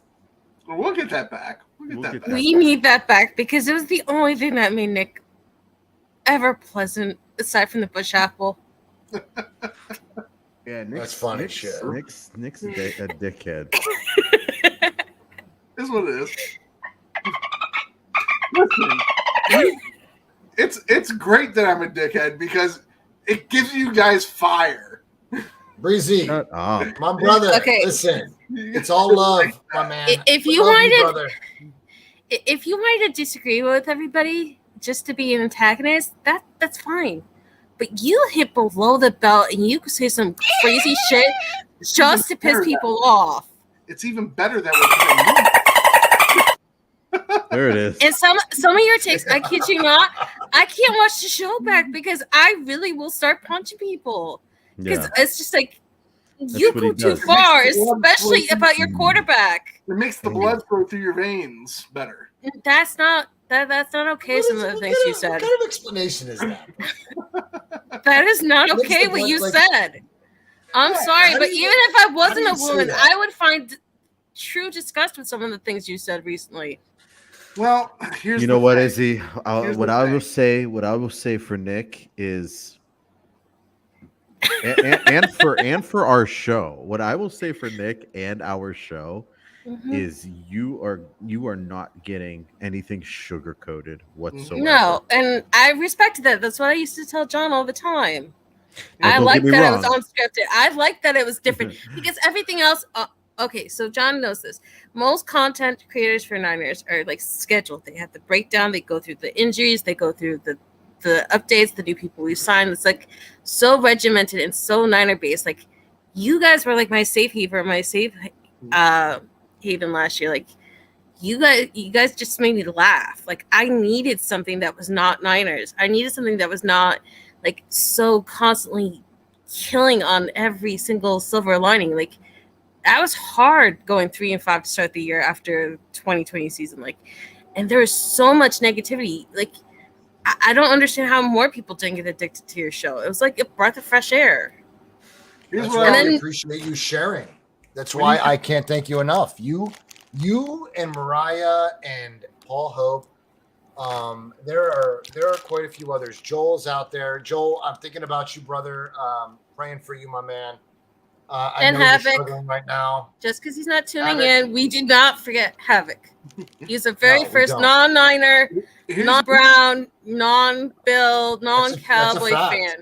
the locker That's a room fact. rant. The locker room rant. Non-relative. The locker room rant is somewhere where you will go through all your emotions. You'll laugh, you'll cry, you'll get mad, you'll be happy. You're not crying. You're only You're not- crying if you have to look at your crotch. You're not When a you strum Disney the banjo. film. You're not a Disney film. Stop trying to make yourself out like you're an attraction in Anaheim. You'll laugh. You might not know what to think at times. Joe, I didn't even see you, my man. When did And- Joe show up? Holy shit! And you might even puke. You might.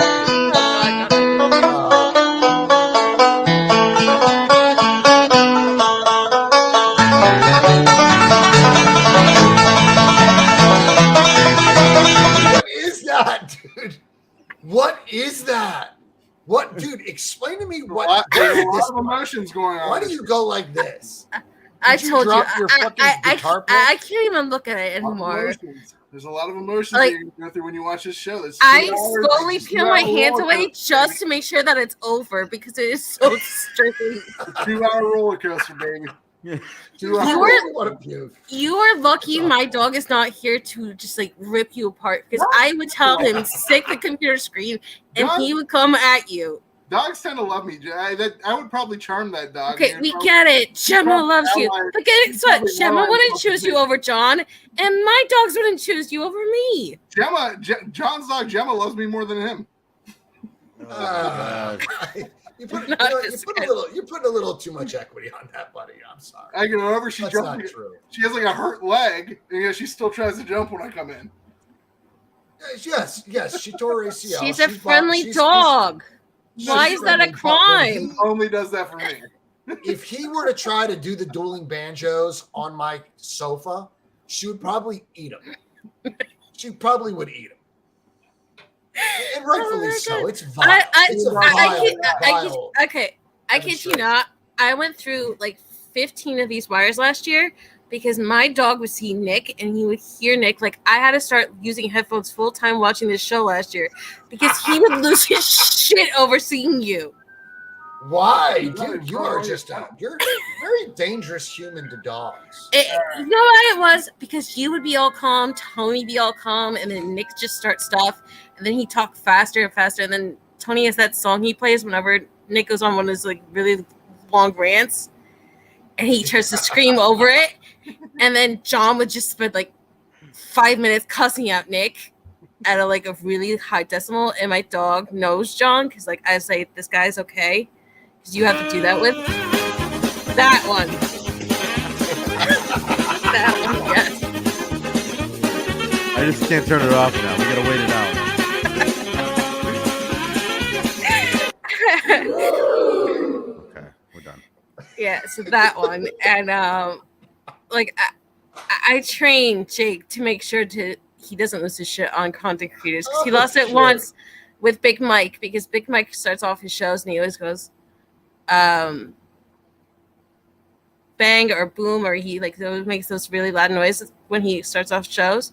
Yep. And Jake freaked out and pushed the TV over. Thankfully, it didn't break. But ever since then, I had to show him pictures of everybody. I'm like, these people are okay. They're not going to come to you. They're not going to hurt you. We like these people. JT says he hears Harry Potter. JT, you're hearing things, buddy. I don't know why you hear Harry Potter. You're a We've never played Harry Potter in our lives on the locker room rant. Okay. So I don't know why what you could be possible. Tony, are you going to dress up like Harry this year? And I'm not talking about Harry Potter. I'm talking about Home Harry Alone from Home because Alone. I need to just do it. you promised last year, and then you guys didn't have the Halloween show. You didn't do it for Christmas. I've been dying to see it. I'm really hell pissed off. happened? I'm really pissed off we didn't have a Halloween show last year. I think something popped off like right around that time. We will have a Halloween show this And Nick, when John wants me to know something's up when he can't show up for a show, he tells me in a DM. John's very good about that. He's a very good friend. What so happened? Something happened. You don't have to like put his stuff out there for everyone to know. I forget. No secrets here. Do you have to like jump on Twitter and be like, okay, John V is at a Guardians game. This is why you're not getting a show this week. Like, and you have to like say 3 times in a row. Then put it on your account and the locker room account. Like, hey John, and the basement thing last year, like he told me why there wasn't gonna be a show, and then you guys ended up doing the show by yourselves until he could hop on to get on. I was actually it was happy like to jump on. And it was like you kept you kept telling me why, and I was like, dude, I know why he's not here. He told me. You can't make your obligations, and you will be called out. So they have free reign to blast you every time you miss a show. Oh yeah, Nick's car was stolen. He didn't even miss. If somebody stole my car, I wouldn't even have a show. I showed up. I would be hunting my car down. Yes. But that's not. Here That's comes not the money. Here we go. Money talk. Really? Sean McMahon.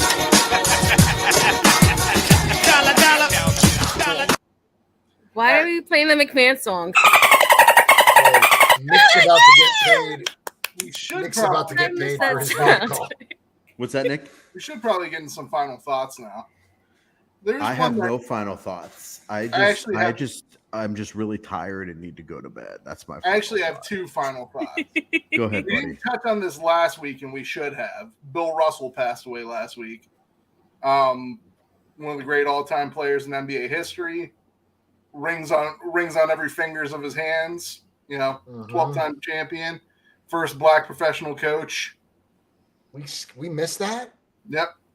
When we have like a guest on for the whole show, sometimes it gets off track, and we missed that. That's bad. Can I just say I'm shocked that Tony hasn't played a single song from Greece today. I really thought that was coming. From Greece. What? Oh, yeah, Olivia Newton-John. Olivia Newton-John passed away. Man, how did I miss that? My mom was bummed out. 73. My mom was bummed out. She was pretty. Oh yeah, very pretty. Oh yeah.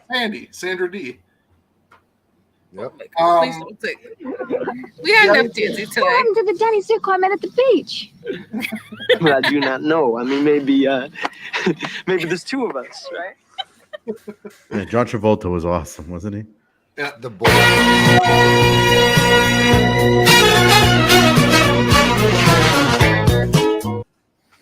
JT 73 and still hot. JT, that's my boy, right? He ain't afraid to put it out there, man. We kind of didn't. We were planning on it, but we didn't talk about it. So I'll just touch on it in the final thoughts. Serena Williams, apparently, I don't know if it's for sure retired, but she said she's stepping away from the game of tennis. She thanked the game, bro. I think she's done, bro. I think so. Has there ever been? No, I shouldn't say has there ever been, because I know there has been. What status is she at? Is she at, like, meaning, all right, so I have Tiger Woods. I have Michael Jordan. I have Tom Brady. I disagree there, but okay. I'm just saying, perfecting as their greatest sport, ever. As greatest ever at what they specifically did. Probably Michael Phelps. Mm-hmm. Yeah. And then I got Serena up there. I mean, I think in terms of women's dominant. Not even in She- terms of women's tennis. It's not just a In woman terms athlete. of at She- that specific sport. She made tennis a must-see for everybody. Like, she made tennis want to be watchable again. Yep. Yeah, I mean, she was the best in her craft. Yeah. Best ever. JT says best ever. Don't mention Lance Armstrong. Yeah, he lied, bro. He kind of stained his name. Had he not fucked up there, dude, that comment would totally ride. You know what? Everyone gives Lance Armstrong so much shit, but then they will go along and say, "Now I'm totally fine with Mark McGwire, Barry Bonds, and all this guys." I give him shit because he used his story, surviving cancer and everything else, to get everyone to care about the Tour de France and him, and to buy the Live Strong bracelets and everything else, and made a big name off of it, telling everyone that he did it legitimately and he fought it, and then lying the entire time, knowing he was doing PEDs, stealing crowns from people who deserved it, and making a mockery out of what all the people wanted to support him for, being a survivor.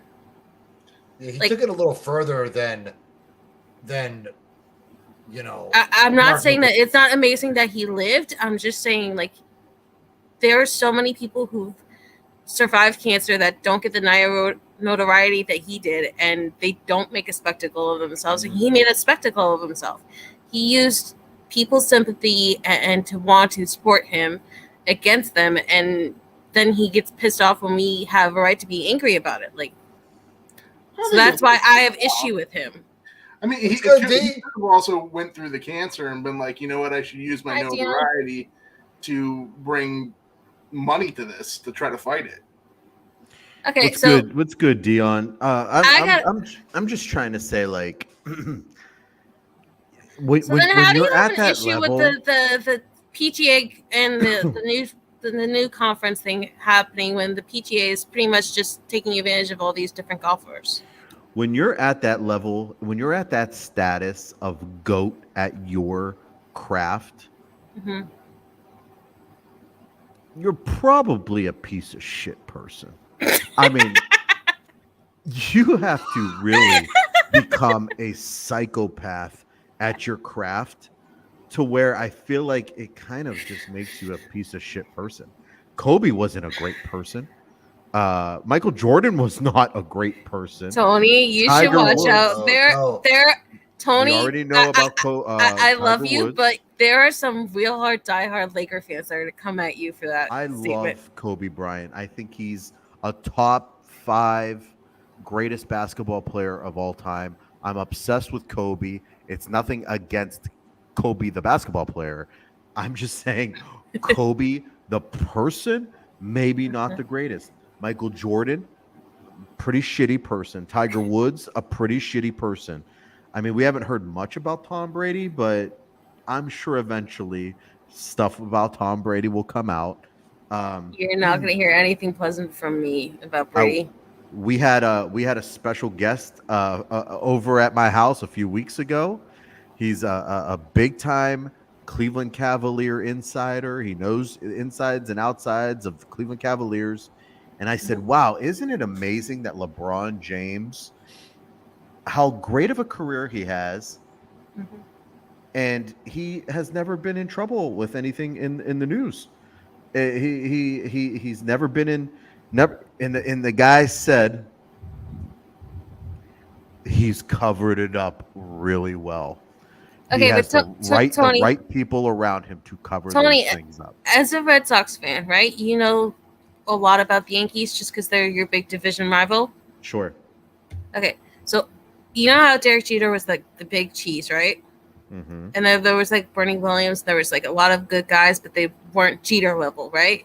So that next big guy that was Jeter level, according to New York media, was Alex Rodriguez.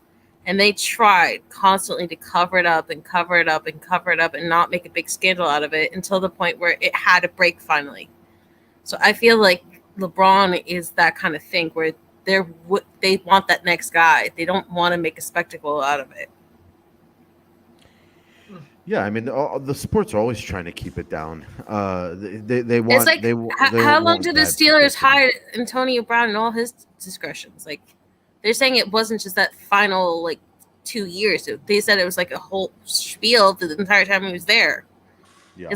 It's like 10 with us. Like, we didn't hear anything about him with the Patriots, and then Julian Edelman and all his former teammates are coming out against him. So it's like, as much as the media wants to drive all these crazy ass stories, I think that there are certain people they want to push just to have a face, and they don't want to rip them, even though they should be ripped. I gotta tell you, it's not just the superstars. A lot of these people in general are pieces of shits. I mean, I have Ben Roethlisberger stories. Our buddy. I told John I hate Ray Lewis to the day I die. I don't support him at all. Our buddy has a bakery in Pittsburgh, and he delivers bread. His father was delivering bread to all these fancy restaurants. Yeah, he delivered bread to one of the restaurants, and the guy said, was telling him this story about Ben Roethlisberger. Ben Roethlisberger was showing up to his restaurant with him and either a date or another player on the team, and he would never pay. His bill would come, and he would never pay his bill.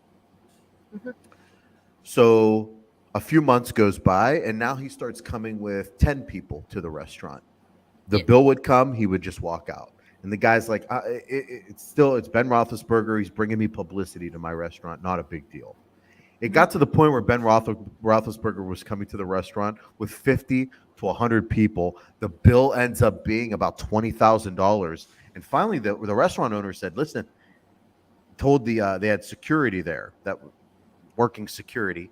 And they said, if he tries to leave, follow him to his car and tell him he forgot to pay his bill. It was a $20,000 bill. So sure as shit, he tries to leave. Security follows him out, hands him his bill. Mr. Roethlisberger, you forgot to pay your bill. And he looks at him. He's like, I'm not paying that, and I'm never coming back to this fucking restaurant ever again for the rest of my life. I mean, that's just like the kind of entitlement that these people feel like they deserve because he could throw a football. There's only one difference between the four of us and Ben Roethlisberger. Now, just in case he could throw a football. Now, just in case Ben Roethlisberger happens to see this, now, speculative, not necessarily true. 100% true. Not necessarily true. 100%. It was all speculative. We don't know anything. We're not trying to defame you. He will never see this. Look, that and it's he's true. A piece of shit. And he's a piece of shit. All right. I've missed Tony going off on stories about people. That's like one of my favorite things that you guys used to do last year when you guys first came out of the 2020 draft? Yeah. 2021. Or 2021 draft.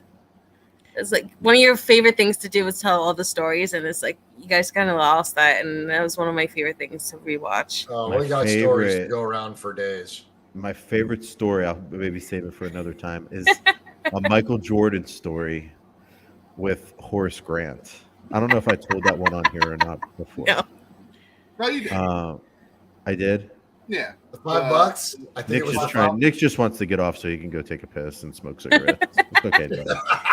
Wait, I'll Tony, save it for another time. Nick. Tony, quick question: do you support any Ohio teams? Or are you just like all out of market? No, he's a prick. I don't mind the Cavs. I don't mind the Indians. I don't mind the Browns. And the reason I don't mind those teams is because none of them are a threat in any way. The Cavs. So that's a big fat no. The Cavs, maybe. I was just curious because John has his teams, Nick has his teams, and it's just you guys are all so close, and I was just wondering why you're like the one that doesn't seem to have any Ohio team at all. I'm going to sum him up in a little hypothesis here. In this area we live in, if you're a college football fan, you like either Michigan or Ohio State. Okay. If you're a football fan, you like the Steelers or you like the Browns. Mm-hmm. If you're a baseball fan, you like the Indians. Oh, you have more Steeler fans where you guys live than Bengal fans? We're so close. We're Steelers so close to the PA. Yes. Yes, easy, because we're so close to the Pennsylvania border. Okay. No, I didn't know that. So Steelers might have the biggest fan it's like Jersey. Like North Jersey, it's mostly Jets and Giant fans. In South Jersey, it's more Eagles and Jet fans. But South Jersey being so close to the border, right? Well, yeah, like South Jersey is mostly Philly based. with everything, and then North Jersey is more like New York City because like I live like maybe 20 minutes outside of the Meadowlands, so we get more Giants and Jets fans. We get the random Steelers fan. I can't tell you how much disgust I get whenever I see Cowboys Packers stuff, but that's Yeah, so neither I've here nor heard you there. ask me before. I've heard you mention Cincinnati Bengals. To be honest with you, it's not common around just outside of Cleveland.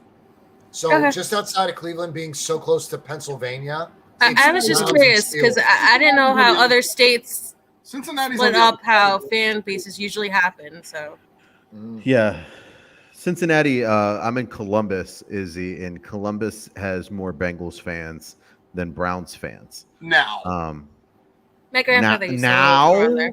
Yeah. Wait till the Bengals aren't in the Super Bowl and see where the Cincinnati Bengals fans Okay. Can I just ask you guys one quick question to follow up on that? Have you ever had like a player take over your state, even though it just seems so random, just because it's the hot thing?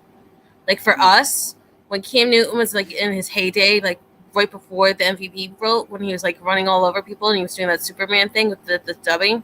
Did you guys like ever get taken over by a player in a random fan base just because they were the hot team at any point?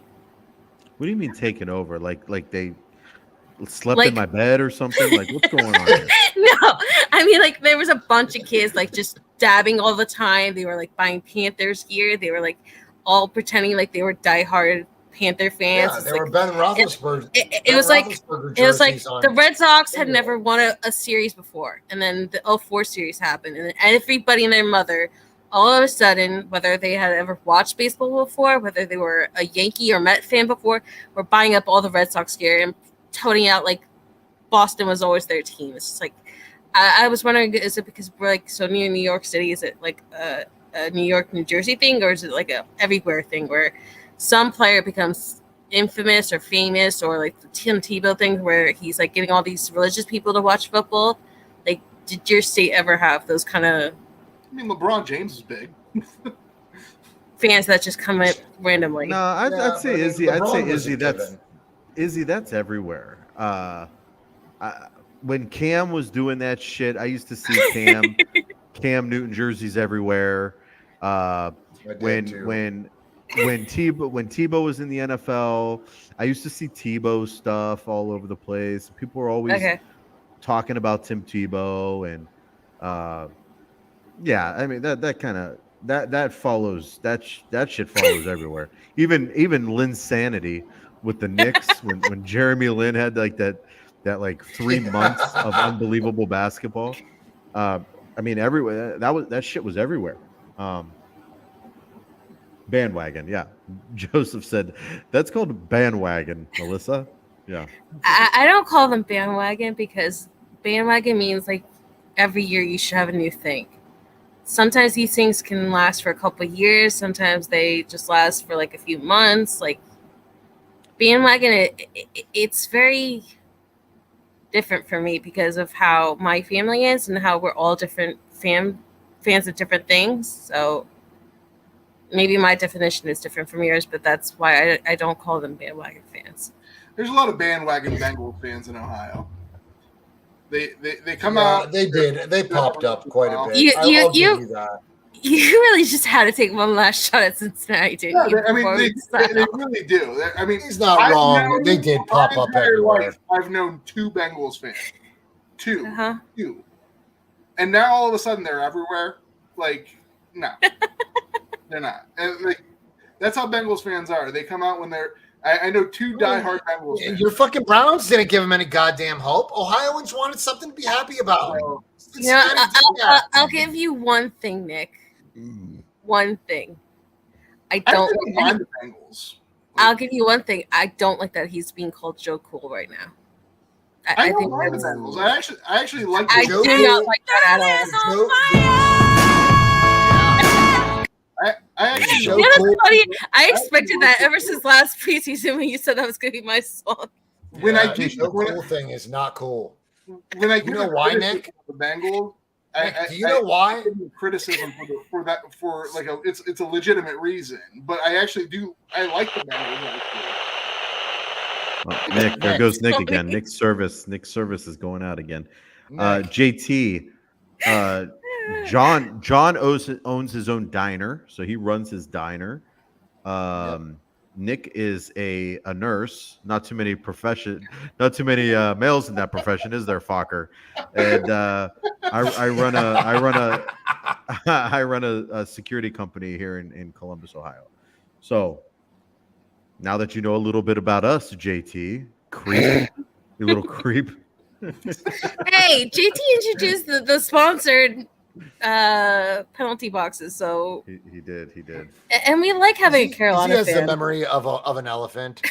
I don't know if I've ever told you guys this. Izzy can remember John, everything. I ever. swear, She remembers. you can write that across your episodes. head, and it's still not. God. It amazes me because like you can pick out things that Tony, Nick, and I have said in 60 episodes of this show. You never can pay attention remember to your specific. Okay, you don't pay attention to your DMs clearly because I've told you when things got really bad last year because I had some issues with my dad and my brother and the Niner faithful all together because they were just being so toxic.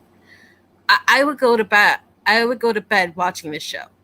I would rewatch it just for fun because you guys made me laugh. Like this, I kid you not. When I say that you three were my safe haven, even with Nick and his disgusting takes, that's a real thing. So it's not me just remembering because certain things just stick out. But I used to really like religiously watch the show over and over and over again. God. How you guys were there? Okay, so this is a funny all story. our views. Izzy is accountable for all those views. 4,000 views. Hey, see, you guys don't seem to like understand. Like John is the first person like that really wrote me like these like nice DMs and would really talk to me as a like the random comment on a chat. So when he told me he had a show, he's the reason why. Okay, he's the reason why I took all my gaming Googles and I decided to then multi-follow every single show. So that was a exclusive I gave to the locker room at first. Well, oh yeah. I took my 6 different Googles or 7 different Googles because I'm obsessed with Marvel's Contest of Champions. So you need a Google account to have like different saves. So I have like 7 Googles and I used them all to sub you guys first. And then I decided to do it for Breezy and Mariah and everybody else afterwards. But you were that first show I really wanted to help push. Well, we appreciate that, and we would appreciate 1,000 more. But now, okay, I don't know that many different ways that I can have a Google account. Like, how many times are they gonna let me put in Melissa Rebelly and a Google name, and then like not block me off Google altogether? We don't know what else to do. We don't know what else to do. I feel like we've been doing this for a year now. And we don't know what else to do. JT, my man, we appreciate you sticking out with us, dude. Tony, 2.5 you hours. don't Thank have you. to, though. Like, that's the thing. What makes you guys special is exactly what you 3 are originally. Like, you don't need to try to be Breezy. You don't need to try to be Real Talk or John Chapman. You don't have to be something that you're not because, A, people are going to know it's fake. And 2, we already have all those shows. We don't need more of those. We need more people like you that are just themselves and having fun. We don't want anybody else like us. We want to be just and us. I kid you not. When I say I don't come here to listen to the Niners, I don't come here to listen to the Niners. I legitimately want to hear about the Buffalo Bills or any other team. Like, I would kill just to come on and make fun of the Giants or the Nets with you guys when you guys talk about other teams. Like, yeah, we just get enough Niner talk. Like, we really don't want to have to go through 10 again. We don't want to talk about injuries again. We don't want to talk about Shanahan and his bad juju calls or whatever. Again, like, we get that. That's what we're for. We're like Niner fans. We don't need just Niners. We want to have something fun. Like, it wasn't just me you gave that to. You gave that to John. John could just like come here, hang out with his buddies, drink a drink, and then talk sports. Like, yep. That's a good thing. You don't have to change that. So what if you don't have a bunch of followers? Like, you got JT addicted, you got Havoc addicted. They had no ties to you, and they came. Yes, she's not wrong. Listen, She's not wrong. Izzy, I'm going to bed. I Yeah. gotta go to sleep. I got a long day tomorrow. I'm sorry. I get you guys. It's just I don't really get to talk to you. Like I talk to John sometimes. I've tried following Tony on Bleacher Report. It's not working. Nick is only on Twitter long enough to rab on John or talk about Deshaun Watson. It's just like we talked on Twitter. I didn't say not at all. I just said most of the time you come on just to say the shows are coming on at 9 o'clock on a Tuesday, where you have some new random thing to put out about the Browns or to rag on the Niners, but you don't like hang out like everybody else hangs out on Twitter. Is my point. I'm not saying I haven't talked to you or enjoyed talking to you. I hop on the show sometimes. You're very more pleasant on a DM than you are on the show. But that's not surprising because that's private and not public. Izzy, newsflash, he's an asshole. Well, we always appreciate like John said, we have to take off now. So. And Tony, one more thing. If you bring it up back, can we like not have John like cut off a finger or shoot his foot or some creepy thing again? I'm not making any promises. I'm not making any promises. Why would you cut your finger off over having a dirty underwear once? I will never understand that. No, wait, hold on. What was that? Would you rather? It was, would you rather have an unexpected crap your pants once a week? Or cut your pinky off? Or cut your pinky off. And then Nick rubbed him for saying that he would cut off his right hand. And then Nick's like, it doesn't count because you have no feeling in that right hand. Yeah. You know what? That was an awesome would you rather. Everyone was taking the pinky. It was unbelievable. Not me. I was Nick, you're frozen, and that's a perfect freeze, buddy. Yeah. That looks good. That is a good freeze. It really does a good freeze. Izzy, thanks for hopping on with us, son. John, thanks for having me on. Love you all, and we'll see you next week. Later. On next Tuesday, 9 o'clock on the Locker Room Rant. Peace. Later.